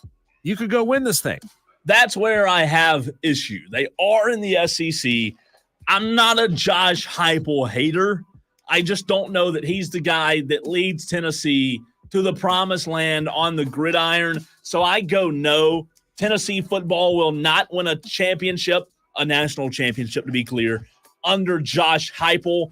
To your point, Diesel, the playoff is expanded, so you never know. They could get in a few years, right? They could get in this year. They could have got in the last few years if it were 12 because they've had some good teams. I just don't know that they've been good enough, deep enough to win it all, and I do not see them winning it all under Josh Heupel. If you're on the fence, there is another round. Final round. Fight. You put this one on here, Diesel, and you are asking the question, the better genre, vampire movies / shows or zombie movies / shows? Yeah. This one's fascinating. What say you? It's interesting how these two genres kind of ebb and flow over the years, right? Like there was a whole bunch of vampire shows and movies, and then those kind of go away, and then the zombie movies come in. And those got kind of tired and old. And now it's the vampire stuff coming back. Like there's a new Nosferatu movie. Hey, what? Coming out, Nosferatu. No clue what that means. It's like the original vampire movie. Okay. You ever see like that really old Bela Lugosi vampire movie, black and white, tall, skinny vampire? I've heard with bald of it. head? Yeah, I've heard of it. Yeah. So, I mean, I think overall, not going decade by decade or what's hot right now, I think zombie shows and movies are just better. They're meaner. They're darker. They're grittier. They seem to have more suspense to them, you know, like, and it feels like maybe it's with enough bath salts coming out of the state of Florida that we may have a real zombie invasion in this country one day. So I'm going to say the zombie movies are better. Zombie movies are better, says Diesel. Yeah. You know what? I'm not big into the vampire movies or zombie movies, but there's nothing about a zombie, which is totally fake, because vampires are real, right? Vampires are at least a real thing. No, you can't convince me that I have to watch a zombie movie. There's nobody coming back to life and walking at you, you know, with their hands out. If I have to choose, those things are supposed to be shot on the video games. Give me the vampire You never saw movies. like World War Z with Yeah, I did Brad see that. Pitt? Yeah. You know, the zombies are fast. They're smart in that. Like they're not these dumb, slow, plotting things that you see in other. And I think that's scary as hell, dude. Yeah, Scary. All right. Plus, The Walking Dead for seasons 1, 2, and 3 of The Walking Dead cannot be touched. There is no zombie movie or show that comes anywhere close to seasons 1 through 3 of The Walking Dead. After that, the show started to suck. You think so? Yeah. All right, I'll recap. But first, if you want to get a fight in, if you have a really good fight suggestion, you can do so. What do you want Diesel and Cole Bryson to fight about next? If you've got an ass, I'll kick it. Submit your topics to Diesel at thefanupstate.com. Subject line, fight on The Fan Upstate. Round 1. If a recruit gets your school's name wrong in a tweet, does it bother you? For example, University of Clemson, Diesel says, oh, yeah, it bothers him. I say no. Round 2, Tennessee under Josh Heupel. They just won the Natty in baseball. Will they win the Natty in football under Josh Heupel? Diesel says, heck yeah. I say no. Final round, better movie genre. Vampires or zombies? Diesel says zombies. I say vampires on that one. What say you? Rounds 1, 2, and 3. I challenged you. Let's get them in. 71307. Start your text with the word fan. Diesel, what's the stream say? Actually, don't read it if they're picking you. No, there was. I think vampire movies have gotten fun. They've gotten silly. Like there was that Nick Cage movie where he was a vampire. I like Nick Cage. Came out about 2-3 years ago. Mm-hmm. That was really good. So the genre is, I think, in a goofy, fun place right now. Yeah. So those of you like Mad Craft who say that I cut you off at the knees, that nobody says, nobody's agreeing with vampires. There have been some really fun vampire movies over the last couple of years. Okay, so let's get into some of these responses on the stream. Spur Daddy says Diesel wins round 1. He says College of Clemmy. Ooh, that's going to ruffle some feathers down in Pickens County. He says Cole, big time win for round 2. Spur Daddy says Diesel wins round 3. So I take it in Spur Daddy's votes. Let's see here. JD says, good job, Cole. Autocorrect gets me all the time. Still, Diesel wins round 1. He says, that would be a red flag. Getting the name wrong. Getting the name of the college wrong. Red flag. Would be a red flag. Come on. And then JD says that Cole, you win round 2. Heupel has a great offense, but negative. He will never win a national championship. 1-1 going into round 3. He says, I'm going to go Zombieland with Woody and Diesel for the win. Oh, man. Thank you, JD, for the win there. Let's see who else. Z Fink says Cole wins round 1. Thank you, Z. He says Cole wins round 2. Thank you, Z. Don't know yet on round 3, but you've got Still the series win no matter what happens.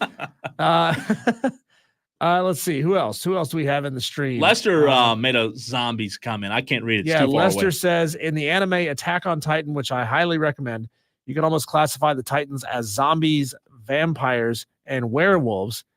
They have traits of all 3. Never seen Attack on Titan. Never saw Attack on Titan. Appreciate that though, Lester. Yeah, the vampire genre got real goofy and bad there for a while. I mean, there was the Twilight stuff. There was True Blood on HBO. That was good for like a season or 2, and then it went downhill fast. You know what's so funny to me? There is tendencies, Diesel, that I've noticed today. We have tendencies between the Tolos on the stream and the texters. Let me tell you the difference. Yeah. It's crazy, like literally to the T.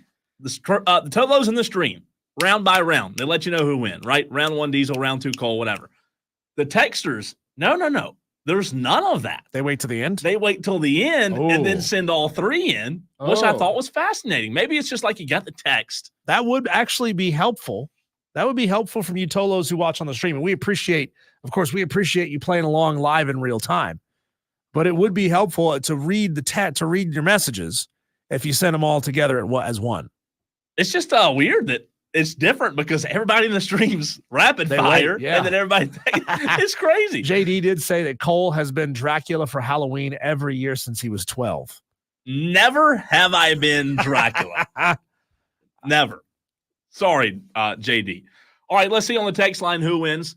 Texter says, round 1, Cole, we're not dealing with the best and brightest academic stars. Jeez, Texter. God. This is Alan B. Oh, that's text of the day. Give him the crown. Alan. God. I mean, tell us how you really feel here. Oh, my God. Read that again. This is from Alan B. He says, round 1, Cole, we're not dealing with the best and brightest academic stars here. That's fantastic, but terrible. You should feel terrible for round 2, Cole, Rocky Top football. They ain't coming here to play school. That's right. Alan B says Cole round 2, Rocky Top football flop. No nanny for them. Round 3, Diesel. Not sure I could have voted for Cole a clean sweep. Can you give me your best vampire impersonation, Cole? Oh, the line is, "I want to suck your blood." I don't even know what a vampire sounds like. I want to suck your blood. That's a good one. It's a Transylvania accent. Mine would be terrible. Texter from the 884 says Diesel round 1, Cole round 2, Diesel round 3. But listen, everyone knows zombies can't ride bicycles. Trey in Kentucky what if they says, could learn? Well, they could. Trey in Kentucky says Cole round 1, Diesel round 2, Cole round 3. So I won that one. Did Cole say vampires are real? You from Transylvania? Bullwinkle. Cole with a 2-1 win today, 1 round 2 and 3. Wow, little guy with a big win. Bam. Congrats, Bullwinkle. What, who you calling a little guy? Little me. Little Cole. Little old Cole. Corn Chip says Cole round 2, Diesel with 1 and 3 for the win. And then lastly, I like your snacks. I like your name. I like your style. No kidding. Last one, because we do have to run because we have an unbelievable guest coming up next. Will Law says, Diesel, think you won all 3 today. And the law said so. Come on. Yeah. Man. Y'all are cheating. You're paying them off. I need to get some more wins than I normally do, though. I have to give myself a little bit of credit. All right, coming up in the very next segment, we bring on Ben McKee. Who is Ben McKee? Well, I'm glad you asked. This is his first time on Wire to Wire. He works for 247 Sports, covers who? Tennessee Volunteers. Where was he last night? Omaha. We'll talk to him next.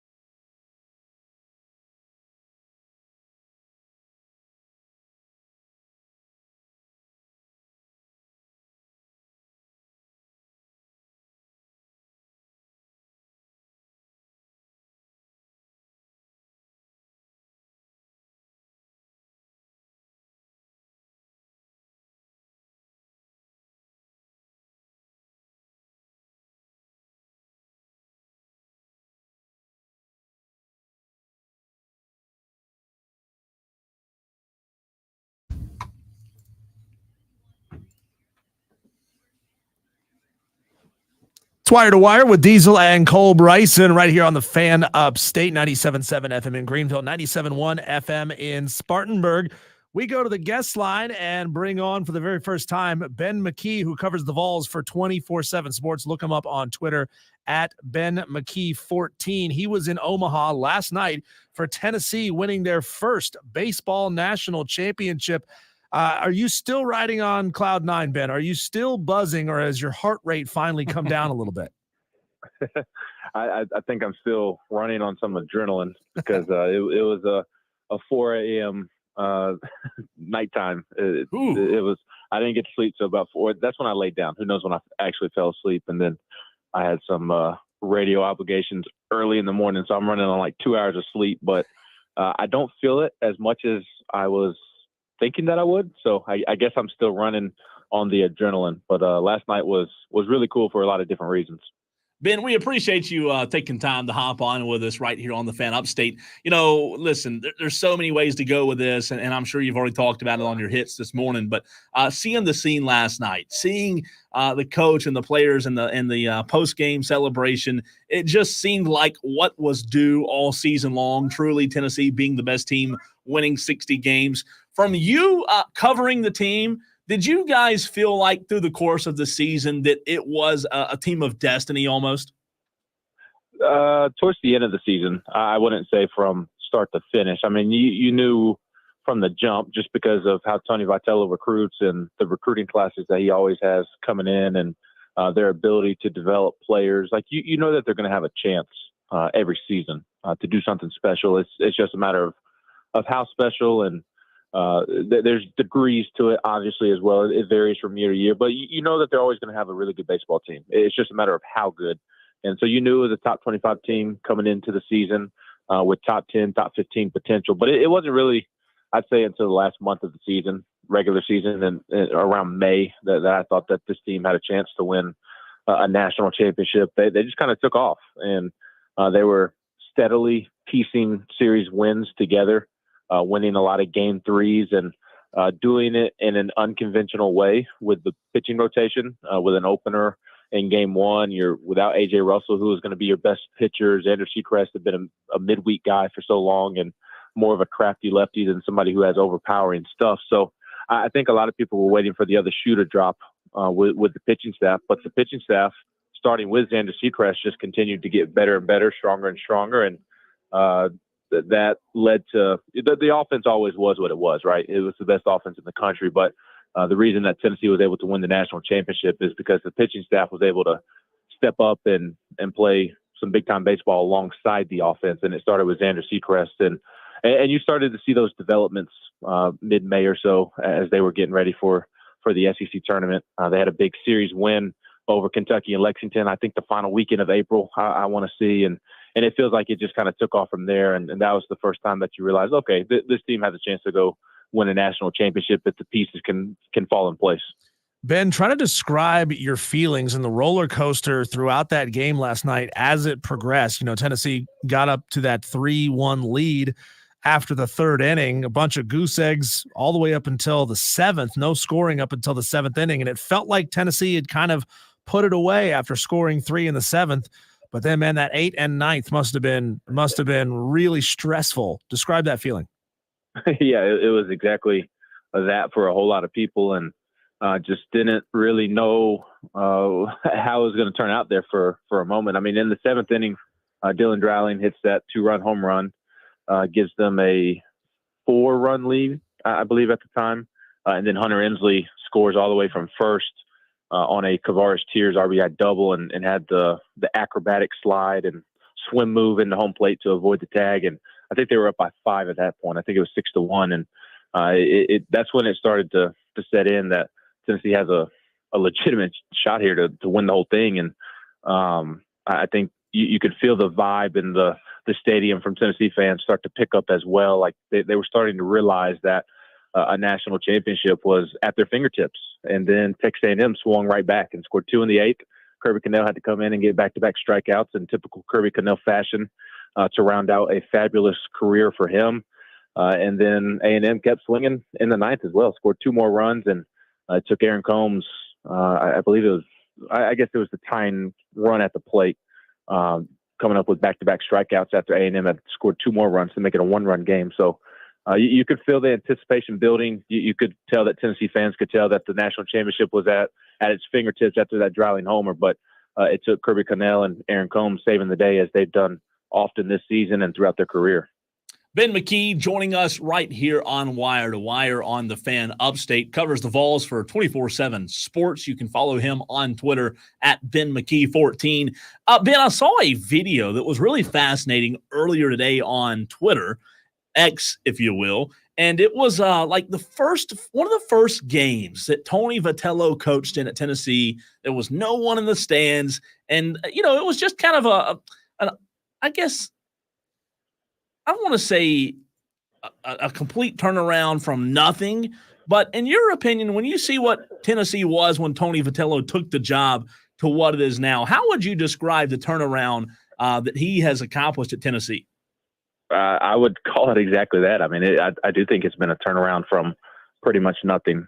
Tennessee did have some success in the 90s and in the early 2000s, but between that point, the mid 2000s up until Tony Vitello took over, the University of Tennessee just simply did not care about baseball and did not pump resources into the program whatsoever. So I do think it's a complete turnaround from nothing, and almost a miracle, if you want to use that word, because it was going to take somebody special like Tony Vitello to get the university to buy in. And Tennessee, obviously being in the South, baseball is very popular in the South. All it took was the right guy. I guess now I can feel comfortable saying that it was a sleeping giant now that they won a national championship, but they're so close to Nashville and Atlanta and so many recruiting hotbeds for baseball. And at a place like the University of Tennessee, there's no reason that they can't pump resources into the program. They just didn't really want to, quite frankly. And it took the personality of Tony Vitello to really get everybody on the same boat.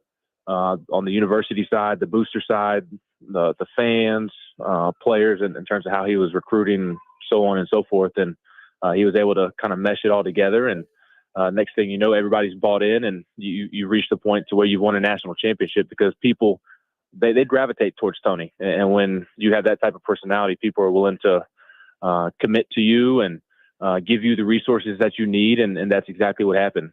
They jumped on board because of Tony's personality and how people gravitate towards him. And he took those resources and ran with it. Ben McKee, he covers Tennessee baseball for 24/7 Sports. The Olympics, Ben, are coming up. We're 31, I think, days away. I want you to be the East German judge. Be ruthless.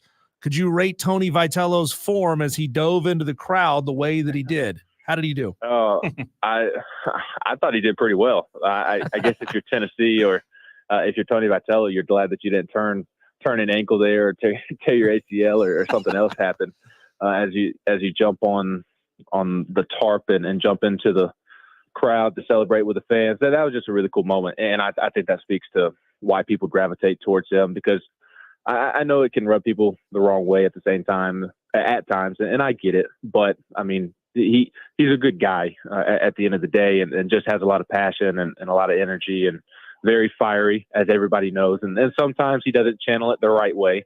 But I do think he has done a good job the last 2 years of dialing it down a little bit after the Drew Gilbert incident in 2022. And I think that allowed them to win the national championship this year because it was a very mature team that started with him. So when I talk about how people gravitate towards Tony, that moment there where he kind of ran into the mosh pit and he's fighting with the fans right behind the tarp after jumping onto the tarp, that's exactly a perfect description or a perfect visual for why he's been able to do what he's done.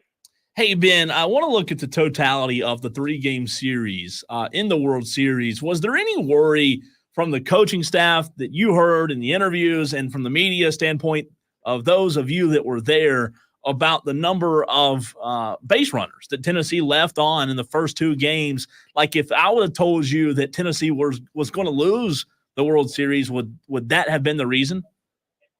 Yeah, it would have been a contributing factor for sure, because you expect the offense to score 6, 7, 8 runs a game. I mean, I don't think it's reasonable to expect double-digit runs against a really good Texas A&M pitching staff, and I think that A&M pitching staff is probably the best and deepest in the country, and they held Tennessee in check for a good chunk of the series.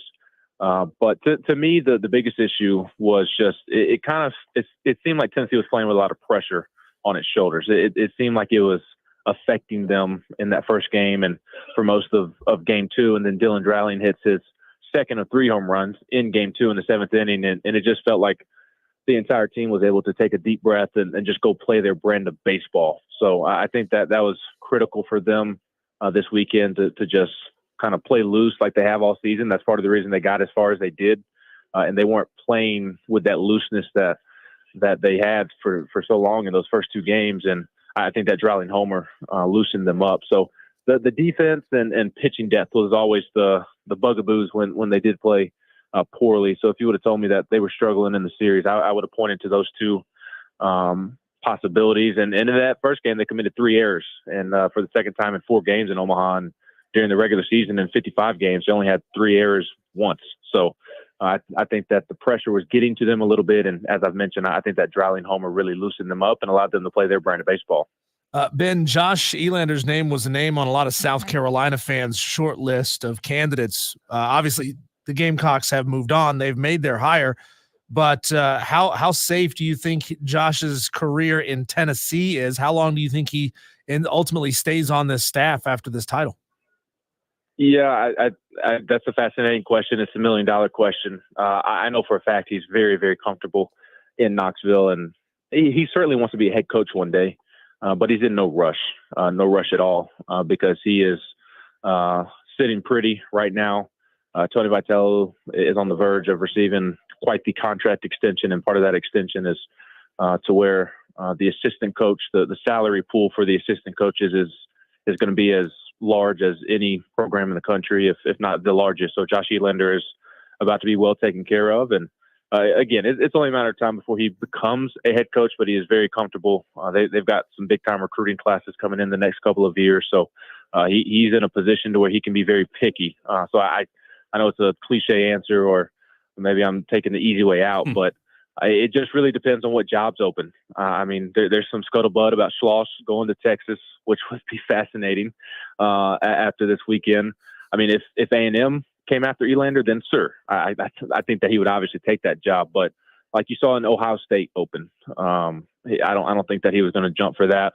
Carolina, as far as I'm concerned, never really made formal contact with him. I mean, they may have through back channels through other representation, but there were never any serious conversations there. That might have been a job that he takes. Obviously, South Carolina, a very one of the blue bloods in the sport and in the SEC, so that's one that you could see him taking. But I think it's gonna. What I'm getting to is I think it's going to take a South Carolina or a Texas A&M to pry him away. He's not just going to leave just for the sake of leaving, because he is loving life in Knoxville right now with his young family.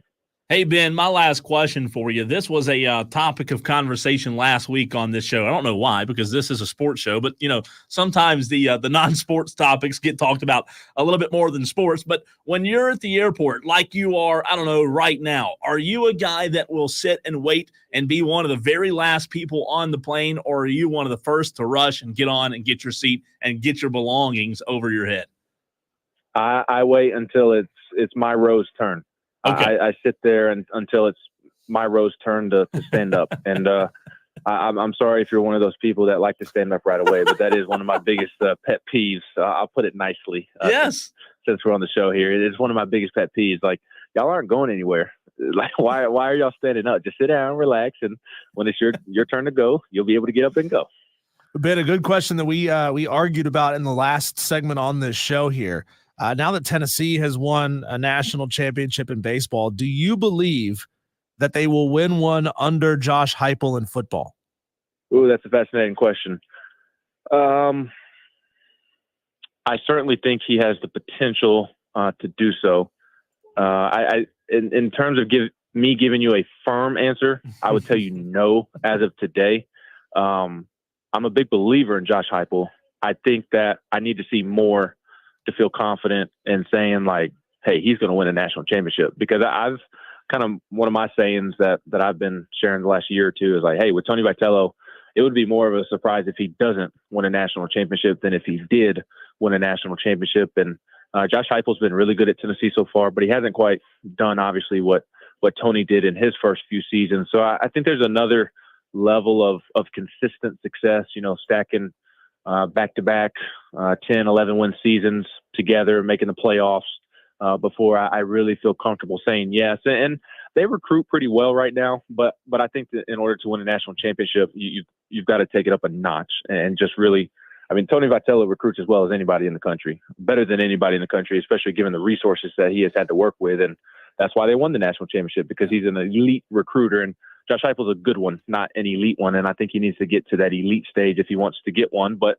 the reason I would not be surprised if he did one day, even though I don't want to give you a firm yes right now, is because maybe the offense and how difficult it can be to stop with a potent quarterback back there. It can maybe make up for that little extra juice of recruiting that I'm talking about that I think that you need. Ben, great stuff, man. As always, we appreciate your time, and I know you are low on sleep, so I hope you get some good rest. Hopefully we'll talk to you again soon, man. Yeah, absolutely. Happy to join anytime. Appreciate y'all having me, and hope you'll have a great rest of your week. Absolutely. You too, man. That is Ben McKee. He covers the Vols for 247 Sports. You can follow him on Twitter at Ben McKee14. If you do, let him know that you heard him on Wire to Wire. Yeah, now that hearing him talking about Josh Heupel, and he said the offense can certainly mask a lot of defensive issues. The big problem is he's still got to go up against Kirby Smart. He's still got to go up against Brian Kelly. He's still got to go up against Steve Sarkisian and Brent Venables and that huge list of great coaches in the SEC. Alabama. Yeah. Kalen DeBoer at Alabama. I mean, he might have changed my mind there on our 5 o'clock fight. Good answer, man. Will Josh Heupel win one? He says it. He could, but I wouldn't put him in the category of I would be surprised if he didn't win one. Oh, I agree. I thought that was a fantastic answer. Really good stuff from Ben. I love hearing about the reaction from last night's, dog pile.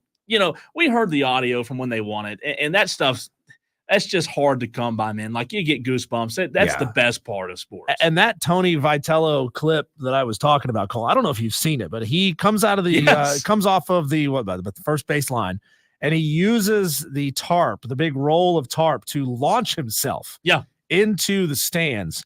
Which that could go wrong a million different ways, right? That thing could roll on him just a little bit. I understand that they're really heavy, and it's unlikely that thing is going to move on you. We played this. It could happen. Oh, it could. We played this audio earlier in the show to lead the show, actually. If you missed it, here's what it sounded like when the Volunteers won it all last night. The pitch. Swing and a miss. That's the ball game. How about that? The Aggies scored 2 in the ninth, but the Volunteers, Tennessee, the climb is complete. They have reached the summit. The Volunteers are the very best in college baseball, and the championship flag has been planted on Rocky Top. For the 60th and final time this season, Tennessee says hello win column and hello national championship. Everybody in Vol Nation can stand and repeat or say with me, while they are wearing black, the national champion is clad in big orange. It's Tennessee over Texas A&M. The final score, Vols 6, Aggies 5. The dream has come true. This is Tennessee baseball. That's a fantastic call, man. Man, if I was a Vols fan, I would make that my ringtone, and I would never answer the phone because I would want to hear it every time. Credit to John Wilkerson. Big John. Fantastic call, man. That's great stuff. All right, Diesel, I have some more audio for you. On the other side, I'm not a Lakers fan, but I watched a 7-minute video yesterday, start to finish, of J.J. Redick giving an answer or 2 or 3 in the introductory press conference for the Lakers. It's fascinating stuff. I have a piece of it next.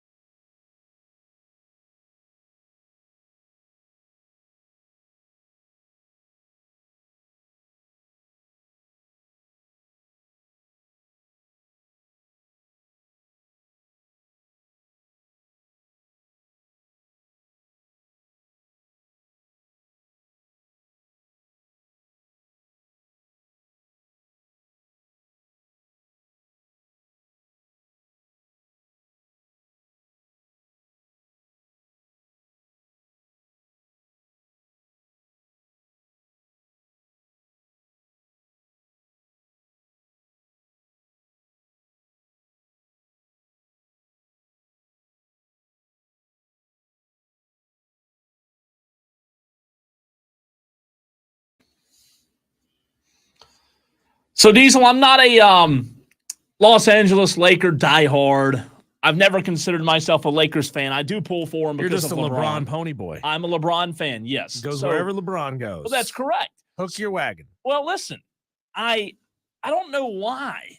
And I was a little skeptical of J.J. Redick when he got the job. But, man, just hearing him talk, I know it's just a press conference, but I'm kind of sold. Like I tweeted out yesterday, I may be dead wrong, but I'm Team JJ. I'm all in on JJ. I think he's going to do good. I think he's a brilliant guy. And just because a guy doesn't have a lot of experience doesn't mean you shouldn't hire him. Rob Pelinka evidently saw something there that he liked. I have some audio, and I want to hear your reaction to this audio from JJ Redick. Tell us how you really feel, JJ. What misconceptions or concerns about you that you've heard in the last few weeks are you the most looking forward to dispelling when you're the coach? It's a valid question, and I've certainly heard everything. It's been a really interesting 6 weeks or so, just in terms of being part of the engagement farming industry. It's been really interesting. However, I don't really have a great answer for your question because I really don't give a honestly. I want to coach the Lakers. I want to coach the team. I don't want to dispel anything. I don't.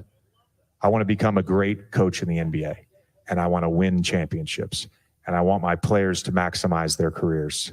That's all I care about. What? 2 Wow. F-bombs, JJ. Take it easy, buddy. Yeah, on ESPN right now, the line on PTI, well, it just changed, but the line on PTI said JJ Redick seemed blank at his press conference. Look, he's a smart guy. He's obviously spent time in media. He's played this game before, so he certainly called out the reporter, not in a harsh way. Sure. But he says, I understand what it is you're trying to do here, because he was a podcaster. Question. He was a podcaster for years, and he's on First Take a lot, 8 years, and he's gone on a lot of these TV shows quite a bit. So he knows what the reporter is doing here, and he obviously could have been an even bigger jerk about the question. He could have said, well, I'm not a podcaster anymore. I am a coach. Treat me like a coach. But he didn't do that. But hey, I thought his answer was fine, right? I'm not here to dispel your misconceptions. I'm here to coach the team. So I'll tell you what I heard. For as much as noise is made about LeBron picking JJ and it's being a LeBron hire, JJ has made it very evident in the introductory press conference that I don't want to say he doesn't care about LeBron, but I do think, Diesel, that JJ, from a basketball standpoint, I think the way his mind works, I think it's bigger for LeBron. He's playing the long game. He's playing the long game. I think he understands that LeBron's there, valuable piece, still shooting at 46% at 100 years old, very valuable still. However, he understands that it's not all about LeBron, and I think that's the best mentality to go with going forward. Appreciate the pieces you have, but at the end of the day, I was in a conversation with someone earlier. JJ was a blank in college, a shooter. JJ was a blank in the NBA, a shooter. He made his paychecks because he was a shooter. Guess what JJ is going to have to do? He's going to have to get a team of shooters, because the current team right now, while they're a little bit better defensively, they lack perimeter shooters who can pull the trigger, and I think that's where JJ will really improve the team. I'm in. I'm sold. I'm excited about what JJ is going to do. I want somebody at some point, Cole, to take a video clip of LeBron James taking one of his patented 4-step dunks and overlay the AARP theme to it.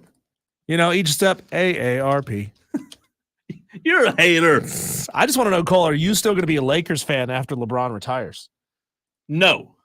I will No. not be a Lakers fan after LeBron. So you're going to retires. be a free agent when LeBron retires. That's correct. And listen, Wow. I found myself pulling for the Mavericks because I like the Cowboys and I like Luka and You want to Kyrie. be a Hornets fan? You don't want to support the hometown team or a I'll Hawks tell fan? you this. I'll do you one better.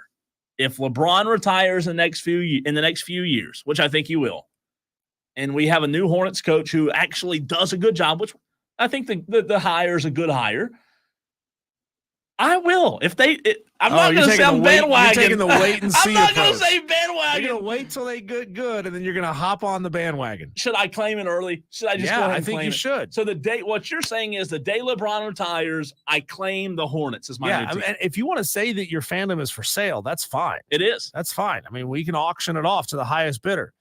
But, I mean, you got to choose one. It's either going to be the Hawks or it's going to be the Hornets. I can't choose Dallas. No. Luka. You shouldn't. Come on. You shouldn't. Because by that point, Luka's going to be old AF too. And he's going to want to retire soon too. I don't have an issue with planting the Hornets flag. I don't.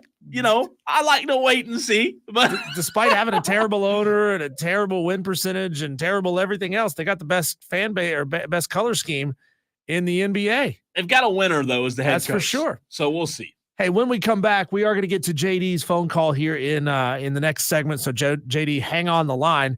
But Athlon Sports has released their odds to win the national championship in 2024. Is Tennessee even on the list? We talked about Josh Heupel before with our previous guest. We'll get into that next, right here on Wire to Wire. He's Cole Bryson. I'm Diesel. You're the Tolos, and this is the Fan Upstate.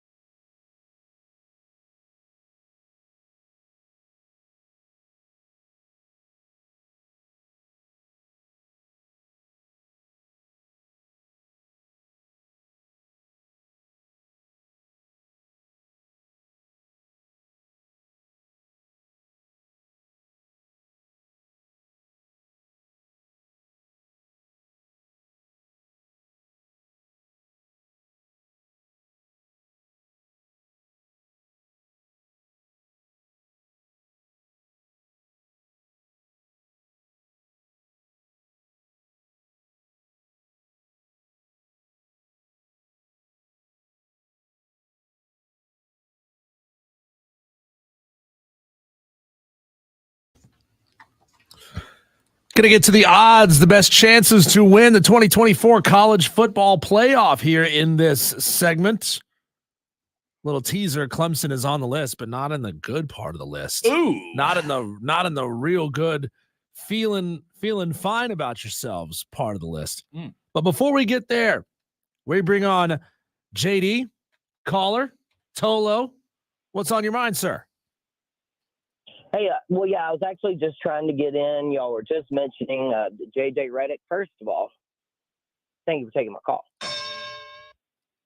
And then secondly, Cole, before you even go anywhere, before you even say one thing about me bad-mouthing LeBron, let's That's cruel. How about That's that? cruel. He turned your mic off, JD. He didn't want to hear it just, from you. Just in fun. So whatever you said, repeat it. I was just being funny. I turned your mic off. But it's on now. no, you're good. I said we'll leave LeBron out of this. But so listen, the whole J.J. Redick thing being hired, and hold on, let me bring LeBron back to it real quick. Me and you, and I'll even include Diesel if he were a LeBron fan, but Diesel, don't get it twisted. When I say that me and Cole are about to be the best 2 free agents in NBA history coming up, it is a big deal for them to find another player for them to market to us. When LeBron retires, we're going to be free agents. We're going to be looking for another team, most likely another player to root for. Yep. So, I mean, who is that going to be at that point? Is it going to be Ja Morant? Is it going to be Zion? Is it going to be Jason Tatum, Jokic, Doncic, whoever it may be, Wemby? No. The only thing I'll be rooting for Zion for is to not get diabetes. Hey, how about you didn't name the one I was going to say? Maybe Anthony Edwards is the guy. We learned about him already. We already, in the playoffs, blew him up to be the next Michael Jordan. So, but back to the J.J. Redick thing, though. And so, we're going to be great free agents. It's a huge deal for the NBA to capitalize. But as far as J.J. Redick and the situation that he's entering, man, roster deficiencies, playing in the West, huge expectations coming in. Granted, he handled the press conference like a pro, kind of. He also kind of handled it a little bit cocky, which, granted, I've been accused of being the same thing before. A little bit cocky, a little bit arrogant. But, man, he's a smart guy. He's a great guy. I hope he succeeds. But I just don't know how it's going to work out with someone not having any coaching experience. And it's going to be difficult. I mean, is it not, Cole? I mean, can you imagine stepping into that situation? It's interesting, JD. He's going to have 3 years to figure out how to coach with LeBron, and he's going to have 1 year to figure out how to coach without LeBron. JD, Yeah, exactly. I don't know that it's the worst thing in the world. I mean, you talk about roster deficiencies. LeBron and AD obviously are older, but I like Rui, Jared Vanderbilt, all good players. D'Angelo Russell, jury's still out on. Gabe Vincent, Dinwiddie, Christian Wood, young guy, power forward. I think they have talent. It's just they've got to get the most out of them. Appreciate the call from JD Tolo. Appreciate you being a part of the show each and every day. We need Madcraft calling into the show. We need Spur Daddy calling into the show about Lester and all you other guys, Z Fink, who have been listening throughout the entire afternoon. Call into the show every once in a while, would you? The renewal by Anderson of the Carolinas fan phone, 844-326-3663. Athlon Sports has released their odds to win the national championship in 2024. Cole, only 16 teams, according to Athlon, have enough of what it takes to be considered a true title contender. What does it take? Really good players. Really good blue chip. Segment over. Yeah, exactly. All right. Exactly. Next. No, they I think created this. They created the blue chip ratio or the concept of it, and it is very, very accurate, Cole. So if you do not have at least 50% of your entire roster 4 or 5 star guys, you don't have a legitimate chance to win the college football playoffs. So they released their list. 16 teams fall within that range.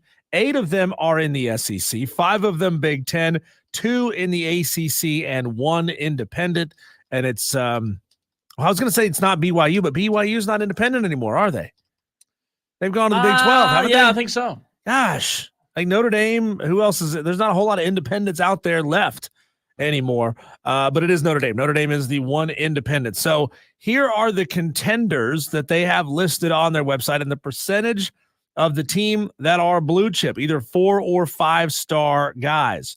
So this is more or less the top 16 and odds to win the national championship. Auburn comes in at 16th with 53% blue chip guys. That's great. I mean, Auburn, you're fine being on the list at 53%, but I don't think you have a real chance. And once we get through this list, Cole, we can go back and actually whittle out some of the teams that we think probably don't have a real chance to win the national championship, even though they do meet the minimum requirements. Florida State sits at 49%. They're just outside the blue chip ratio requirement at 50%. Auburn at 53%. They're 16th.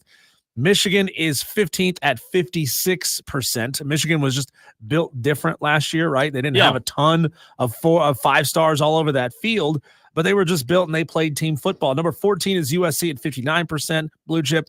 Number 13, Penn State at 61%. Number 12, Madcraft, this will make you happy, Miami has 61% blue chip guys on their roster. Florida at 11th with 63%. Clemson at 10 with 64%. So the 10th highest percentage of blue chip guys on your roster goes to Clemson. Number 9, Notre Dame at 67%. LSU at 8 with 70%.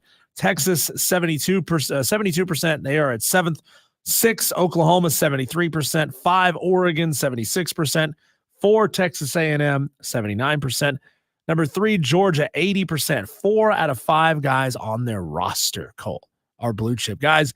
Alabama 88% at number 2, and Ohio State 90%. 9 out of 10 guys on their roster are either 4 or 5 star athletes. That means you're going to see a lot of 4 stars riding the pine all season long. So going back through that list really quickly, Cole, and I see that we have Sean from Simpsonville on the line. We're going to get back to you here in just a couple of minutes, Sean, so hang tight. I think you could probably easily cross Auburn off that list. They're the weakest team on this list. I mean, excluding Florida State, who are just outside there, but they got the SEC schedule in front of them. Auburn is going to get beat up. You know, when you're at 53%, but you're playing teams like Alabama, Georgia, Texas A&M, Oklahoma, Texas, LSU, Florida, you are the weakest link in the SEC as far as being above this blue chip ratio. So mark them off the list. Michigan, they got a new coach. I'm not super keen on putting him as a guy that can go out and win the national championship in his first year. A lot of unknown going on up there, but Madcraft, before you get there, see, this is like a Madcraft appreciation day. Larry Coker and Dennis Erickson both won national championships at Miami in their first season. And as a matter of fact, it's even been done at Michigan. Some guy named Benny Oosterbaan won the national championship at Michigan in his first season. And take a wild guess what year that was, Cole. I have no idea. Take a wild guess. 1923. 48. Okay. So you're way off. Okay. God, what an idiot guess. Yeah. Gus Malzahn and Sonny Dykes were both runner-up in their first year as head coaches. So look, there's 7 guys who either made it to the national championship game or won the national championship in their first year at a school. So it is possible, but this is the modern age of college football. A lot has changed since those guys did it. I don't Florida. know. Go ahead. Florida's in a state of disarray. I'm not confident about Florida's chances. Same thing with Clemson, especially at the quarterback position. A lot of question marks there at quarterback. I wouldn't say Clemson is a strong candidate to go win the national championship this year.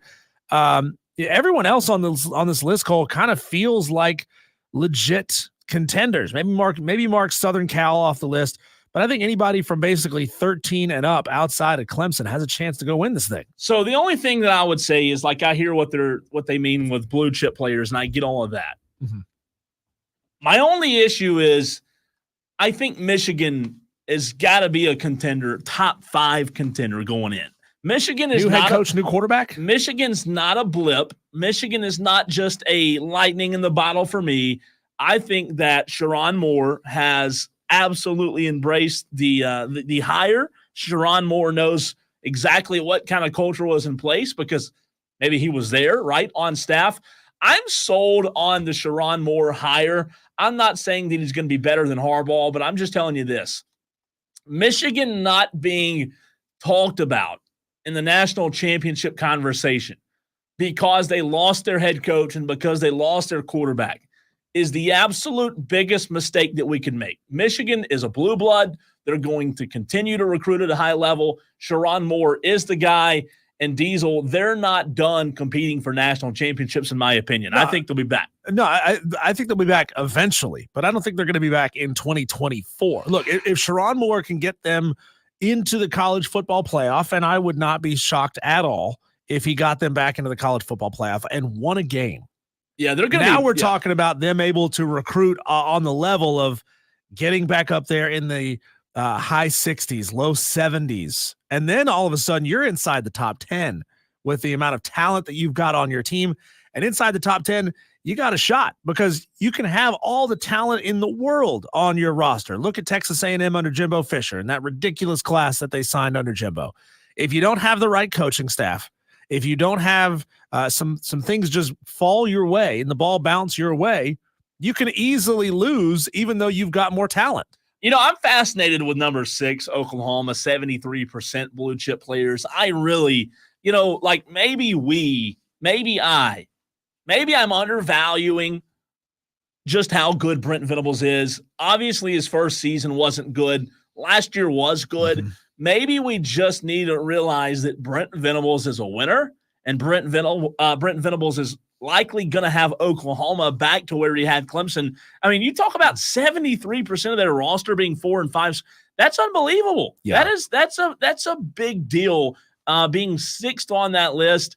And if Brent Venables gets Oklahoma to 2 more 10-win seasons in a row, you can cross off that year 1. Like it didn't even happen. It'll be on the permanent record, but just for the sake of argument, you take that first year. I think they were 6 and 7 or something. And the cupboard was bared. I mean, the cupboard was absolutely bare. You erase that off of your board when it comes to bullet points for your arguments against Oklahoma. Sure. And I think that he's done a terrific job, in a short stint there. I mean, we talked about it the other day when we went to their schedule. Their SEC entrance it'll be a lot tougher. I mean, they'll have to really, really win some surprising coin flip games, in my opinion, but I think you can do it. I think I had them at 8 wins. I think you had them, 7? 7 or 8, yeah, sounds right. I think it was 7. Their first year in the SEC. I'm sold on Venables. Venables is one of the best college coaches in the game, in my opinion. I'm just not so sold on his staff quite yet. Let's go to the phone lines. We got Sean from Simpsonville who wants to talk Bill Belichick. Sean, what's up, what's man? on your mind? Hey, how you guys doing? Good, man. Good. I'm sure you've seen the news that he's dating a 24-year-old female. Yeah. How funny is that? Do we think they just talked about her homework, or do you think he helped her with her homework? Here's the question. Could you imagine her trying to explain Snapchat to Bill Belichick? Because that's their generation is all on Snapchat. I could not picture Bill Belichick conversating with Snapchat. Snapchat's old news, man. It's all TikTok now. TikTok too, right? Could you see Bill Belichick on TikTok? I think it's, oh my God, I think it's the funniest thing ever. What do I do? Is it okay though, Sean? Okay for him to be dating somebody that young, or no way, not okay in your opinion? In my opinion, no. He probably has a daughter that's older than her.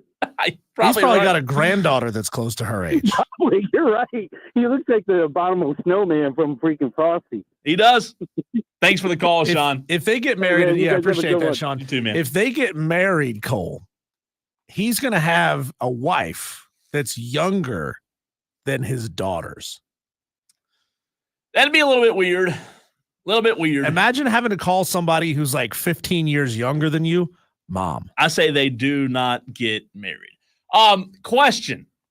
While we're looking at this list, this question is for you, Diesel, as well as the Tolos. Right now, I'm looking at that list. I like the list of the blue chips, 4 and 5 stars, odds to win the national championship. This is a fascinating question that might become a topic tomorrow. This might be a little mini tease for it. Right now, more stock from your pocket, from my pocket, and from the pockets of our listeners. in Kalen DeBoer or Brent Venables? Ooh. That is tough. I think it's Kalen DeBoer. Really? I think even in his first year at Alabama, what he accomplished there at Washington and the fact that he has crushed it everywhere he's been. It's not like he was, a crappy high school coach and then he was a good small college coach and then he moved up and he kind of struggled there. Then he took 2 steps back and went to this school and then jumped up to the FCS and was okay there. And then somebody took a flyer on him at a small school. No, Kalen DeBoer has won and won big everywhere he's been. Like at some point, Cole, eventually the law of averages says he's going to get somewhere and he's going to struggle a little bit. Well, this is as good as the competition gets, right? This is the tippy top of the mountain. It is. It's just fascinating, though, because, those laws would also tell you that as good as Bama's been over the past decade, yeah, they're going to come off of that mountain, right? Well, yeah, and they got the conventional wisdom is, well, now they got Kirby Smart. Now they got Steve Sarkisian in Texas in the league. They got Brent Venables in Oklahoma in the league. My point is, I don't know if Kalen DeBoer sold his soul or if he was blessed, because he was 67-3 at Sioux Falls, 12-6 at Fresno State, and that is a tough place to win. And that's not really it's not really an accurate way of looking at it, because one of those seasons was 2020, it's COVID year. But in his only full season at Fresno State, he went 9-3. Yeah, finished second in the conference. T Swizzle on the stream. And he went 25-3 at Washington. Yeah. It's a fascinating question. T Swizzle on the stream says, I would have liked to played for Venables. Old school coach, has that dog in him. It is a poll on the Fan Upstate Twitter at the Fan Upstate. If you don't follow us, do so. Give us a follow at the Fan Upstate. Who would you put more stock into heading into the 2024 season? Kalen DeBoer or Brent Venables? Do we know if his get-back coach went with him to Oklahoma? I would say probably not. I haven't watched any Oklahoma games since Brent Venables took over. So somebody tell me. I'd say, or is he just hiring somebody new? I'd say one of the strength coaches is probably. If he had that dog in him, I'd put a pinch collar on him and yank him back every time he gets out on the field and teach him a lesson. If you haven't followed Diesel and I on Twitter, while you're on there following the Fan Upstate and voting in the poll, give us a follow on X while you're there. He is on Twitter, X, whatever you call it, at Diesel on Radio. I am at the. My preferred pronoun is Twitter. Okay, I am at the Cole Bryson. That's where you can find me. Again, vote right now. Already 4 votes on the Fan Upstate poll. Who do you put more stock in? That's a fascinating question. Part of me, I'm undecided right now. I might have to wait and tell you my answer tomorrow. I mean, really, because there's a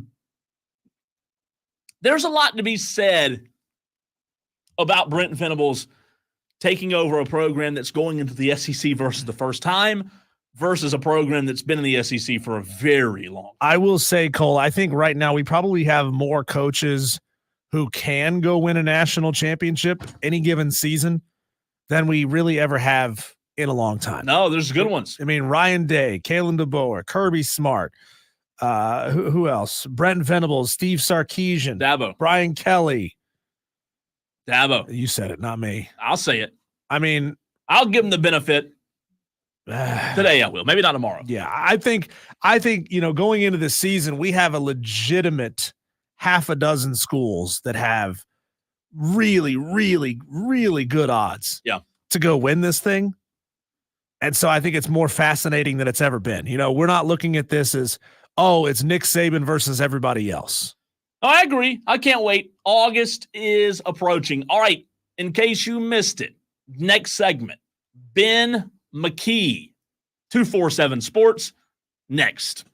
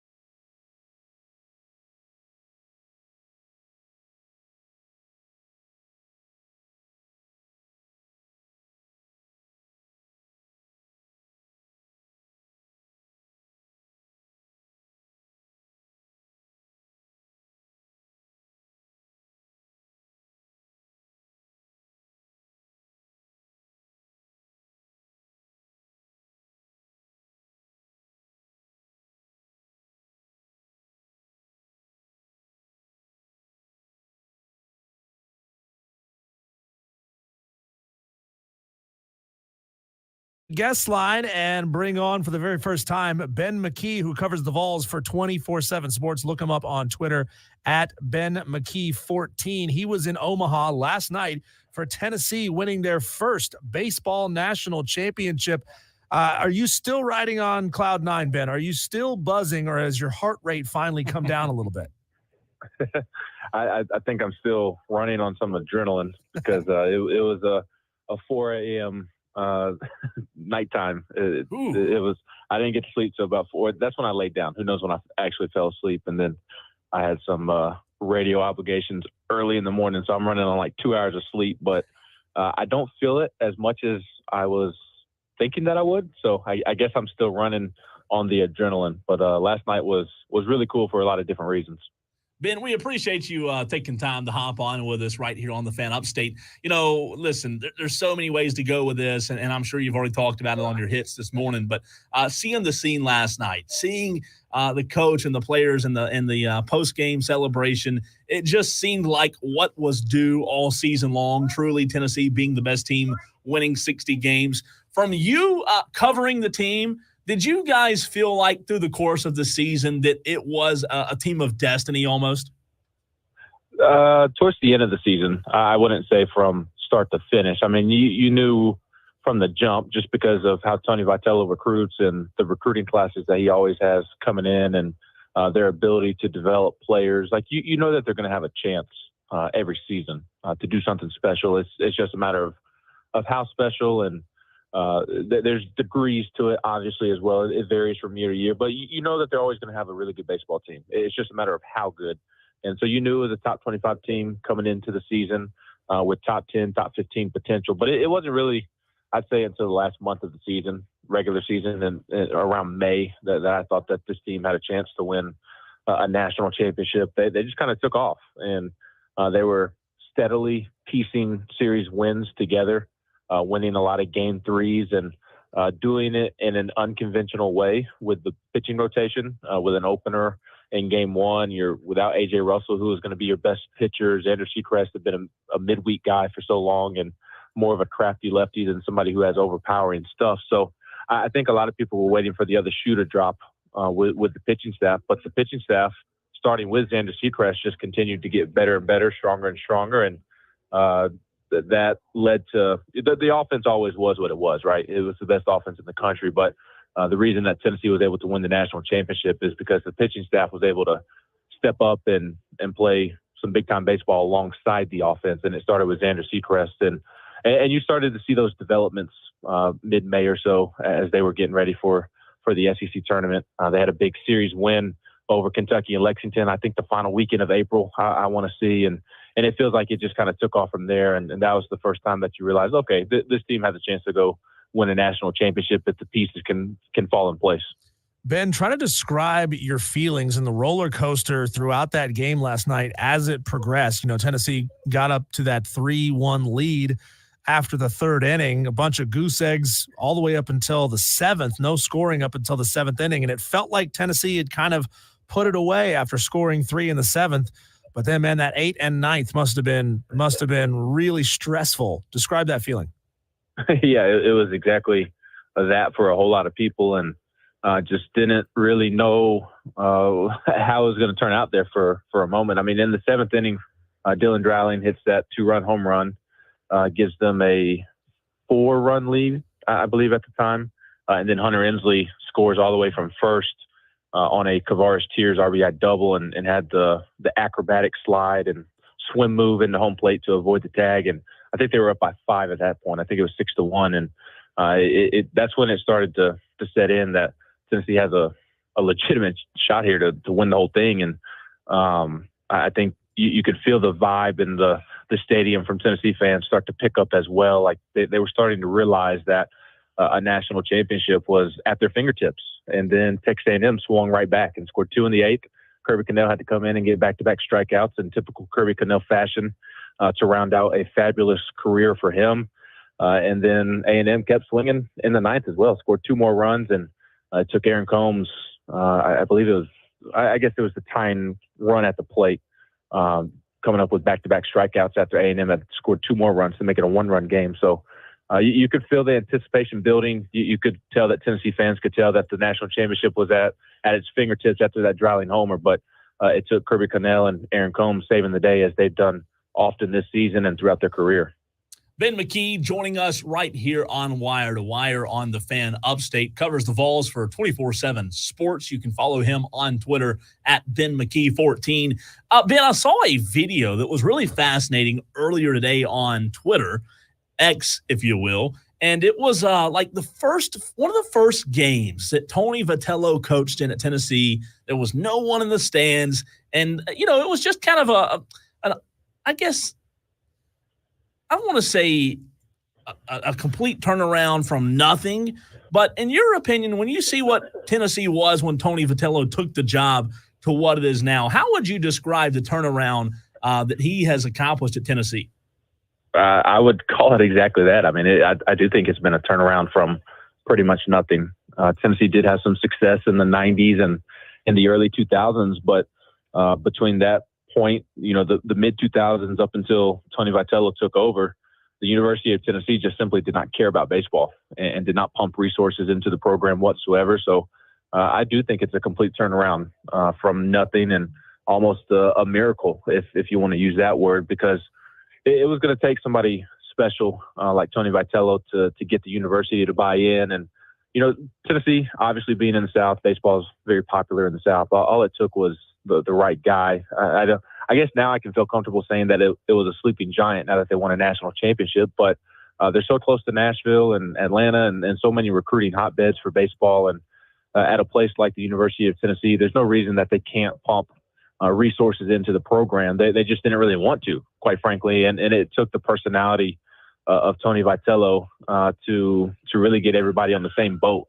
On the university side, the booster side, the fans, players, in terms of how he was recruiting, so on and so forth. And he was able to kind of mesh it all together. And next thing you know, everybody's bought in, and you reach the point to where you've won a national championship, because people, they gravitate towards Tony. And when you have that type of personality, people are willing to commit to you and give you the resources that you need. And that's exactly what happened. They jumped on board because of Tony's personality and how people gravitate towards him. And he took those resources and ran with it. Ben McKee, he covers Tennessee baseball for 24/7 Sports. The Olympics, Ben, are coming up. We're 31, I think, days away. I want you to be the East German judge. Be ruthless.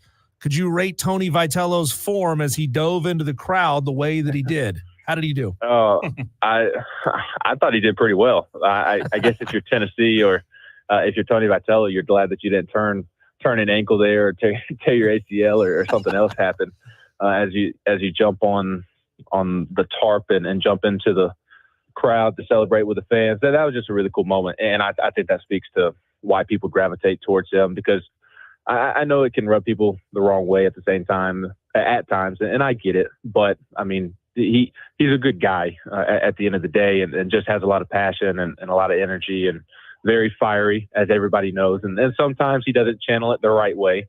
But I do think he has done a good job the last 2 years of dialing it down a little bit after the Drew Gilbert incident in 2022. And I think that allowed them to win the national championship this year because it was a very mature team that started with him. So when I talk about how people gravitate towards Tony, that moment there where he kind of ran into the mosh pit and he's fighting with the fans right behind the tarp after jumping onto the tarp, that's exactly a perfect description or a perfect visual for why he's been able to do what he's done. Hey, Ben, I want to look at the totality of the 3-game series in the World Series. Was there any worry from the coaching staff that you heard in the interviews and from the media standpoint of those of you that were there about the number of base runners that Tennessee left on in the first 2 games? Like, if I would have told you that Tennessee was going to lose the World Series, would that have been the reason? Yeah, it would have been a contributing factor for sure, because you expect the offense to score 6, 7, 8 runs a game. I mean, I don't think it's reasonable to expect double-digit runs against a really good Texas A&M pitching staff, and I think that A&M pitching staff is probably the best and deepest in the country, and they held Tennessee in check for a good chunk of the series. But to me, the biggest issue was just it seemed like Tennessee was playing with a lot of pressure on its shoulders. It seemed like it was affecting them in that first game and for most of game 2. And then Dylan Dowling hits his second of 3 home runs in game 2 in the 7th inning. And it just felt like the entire team was able to take a deep breath and just go play their brand of baseball. So I think that was critical for them this weekend to just kind of play loose like they have all season. That's part of the reason they got as far as they did. And they weren't playing with that looseness that they had for so long in those first 2 games. And I think that Dowling homer loosened them up. So the defense and pitching depth was always the bugaboos when they did play poorly. So if you would have told me that they were struggling in the series, I would have pointed to those 2 possibilities. And in that first game, they committed 3 errors. And for the second time in 4 games in Omaha, and during the regular season in 55 games, they only had 3 errors once. So I think that the pressure was getting to them a little bit. And as I've mentioned, I think that Dowling homer really loosened them up and allowed them to play their brand of baseball. Ben, Josh Elander's name was a name on a lot of South Carolina fans' short list of candidates. Obviously, the Gamecocks have moved on. They've made their hire. But how safe do you think Josh's career in Tennessee is? How long do you think he ultimately stays on this staff after this title? Yeah, I that's a fascinating question. It's $1 million question. I know for a fact he's very, very comfortable in Knoxville, and he certainly wants to be a head coach one day, but he's in no rush at all, because he is sitting pretty right now.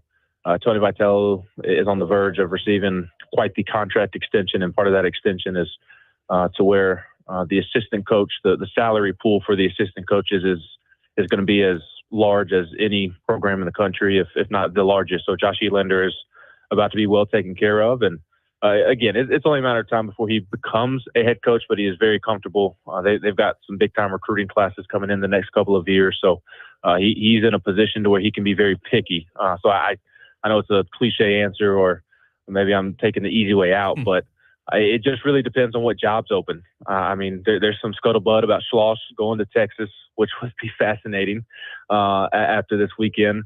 I mean, if A&M came after Elander, then sir, I think that he would obviously take that job. But like you saw in Ohio State open, I don't think that he was going to jump for that.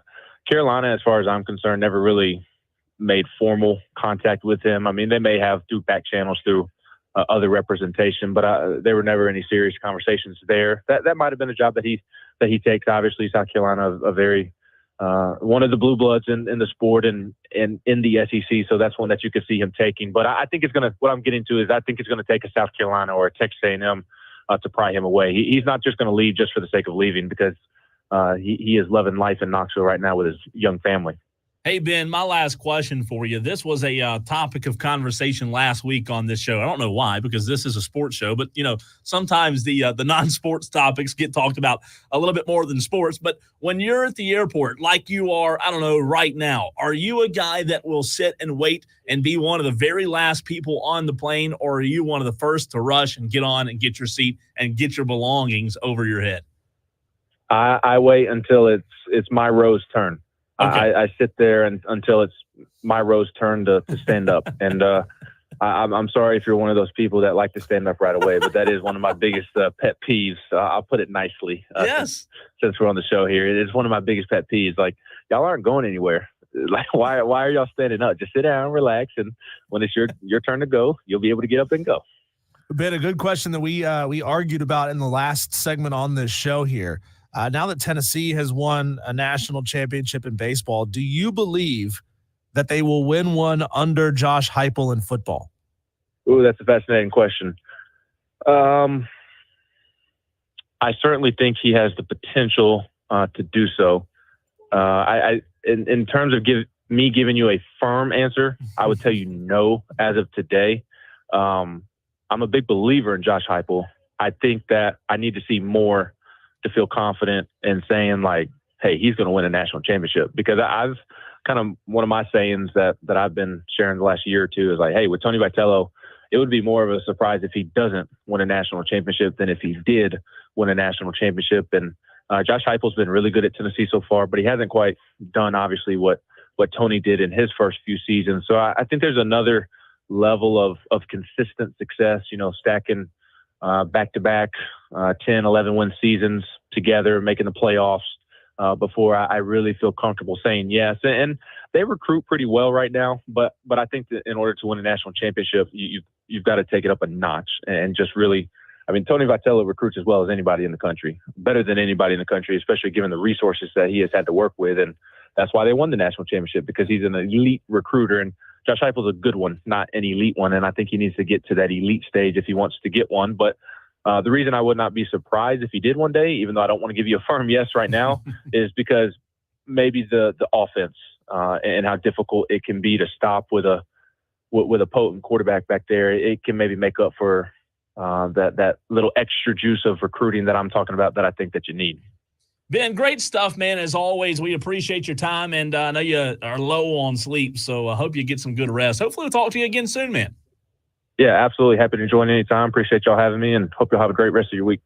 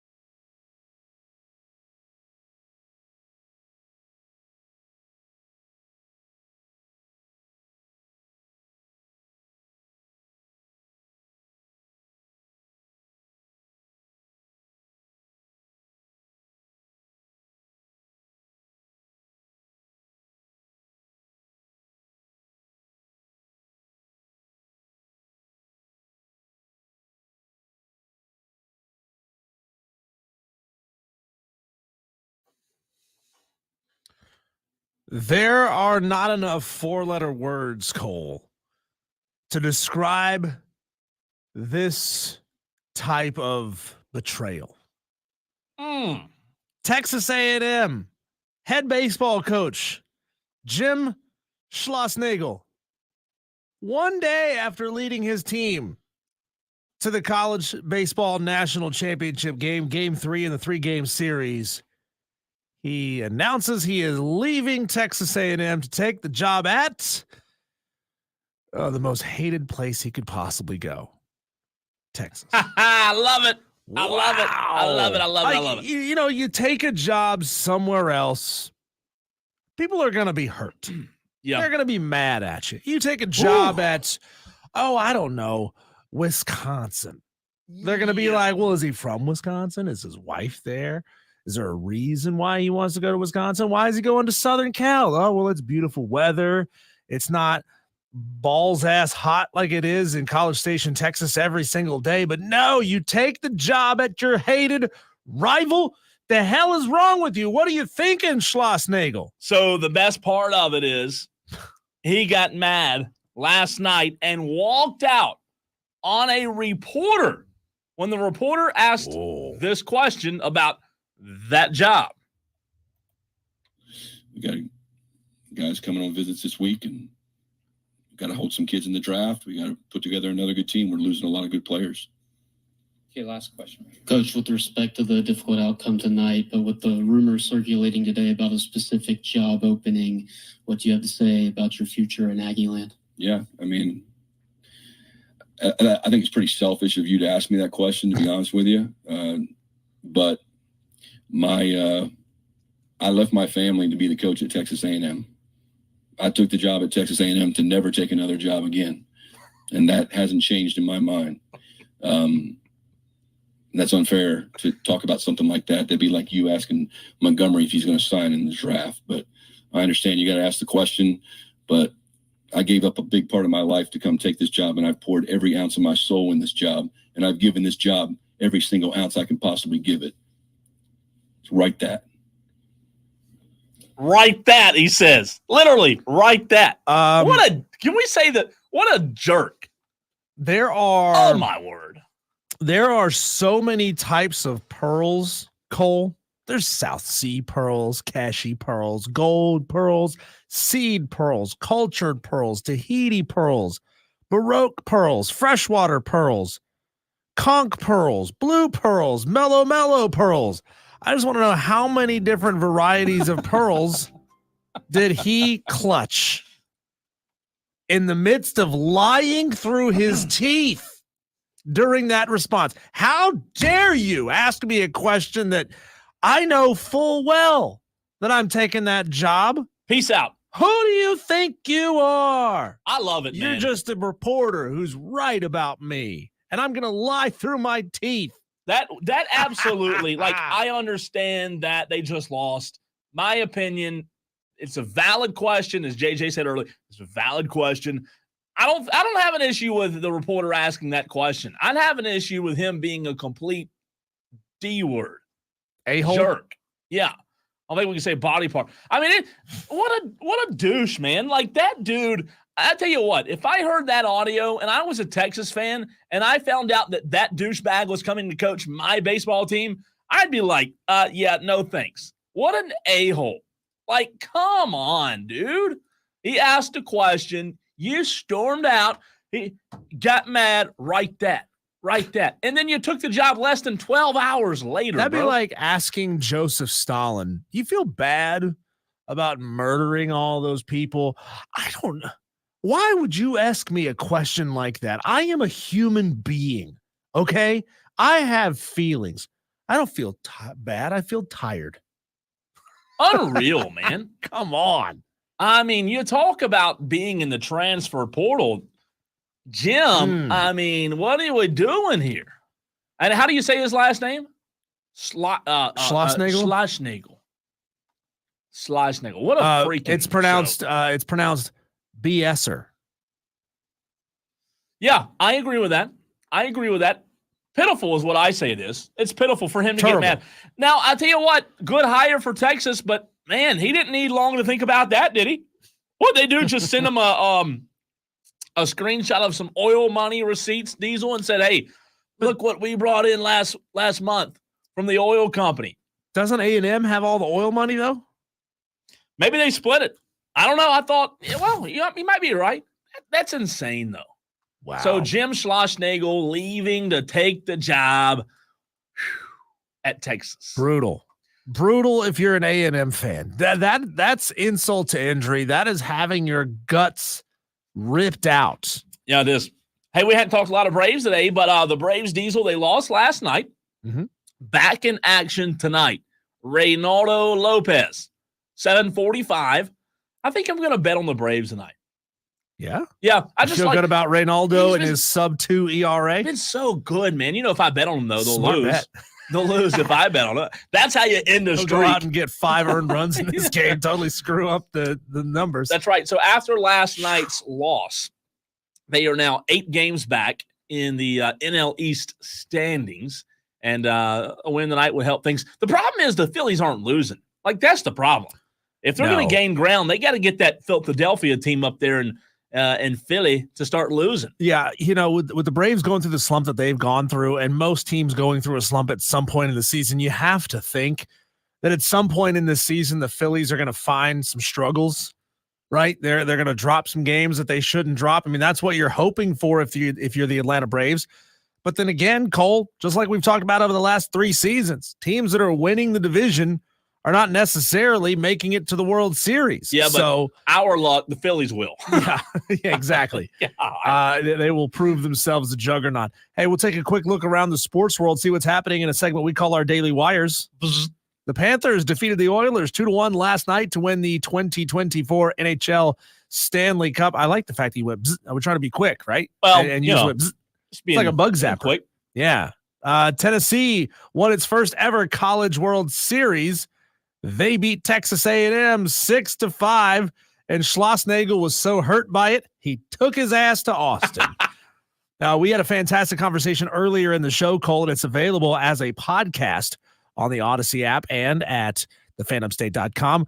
West Side quarterback Cutter Woods committed to Shane Beamer and South Carolina. We had that conversation. You can hear it on demand wherever you are right now. The Braves are now 8 games back after losing last night to the Cardinals. You said it. Reynaldo Lopez is getting the start for the Braves tonight. The NBA draft starts tomorrow. The top 2 prospects are foreign prospects, Cole. Got to be mad about that if you're a card-carrying American. Furious. Yeah, I tell you, furious. Next has been confirmed. Now, this has already been rumored out there. It's been put out there, but Chase Briscoe will replace Martin Truex Jr. in the number 19 Toyota Joe Gibbs racing car. That, again, was leaked, but JGR has confirmed that. Kristaps Porzingis confirmed that he will miss the Olympics after his leg surgery. I mean, that's not really a big surprise. Didn't really expect him to play with that injury. And, of course, with the surgery to repair that injury, you wouldn't expect him to play either. So, tell us something we didn't already know, Kristaps. And finally, UFC lightweight Arman Tsarukyan, I think, was suspended 9 months and fined by the Nevada State Athletic Commission for throwing a punch at a fan. The suspension, though, is not expected to impact his eligibility to fight for a UFC title later this year. What is the point in a suspension if it doesn't negatively impact the fighter and his fight prospects, even up for the next 9 months? It's silly. Yeah, I don't know. I'm not a big UFC guy. Yeah. There's too many UFCs. I can't keep track of it all unless there's a Ronda Rousey star in the sport. It's true. I'm probably not going to watch. Hey, that's just a fact. By the way, tomorrow, if you're over in the Piedmont area, Powdersville, whatever it is, nobody really knows, but it's the live remote with Wire to Wire. Diesel and I will be live at 10903 Anderson Road in Piedmont. We want to see you there. If you're in the area, we'll be broadcasting 3 to 7. See you tomorrow, Tolos.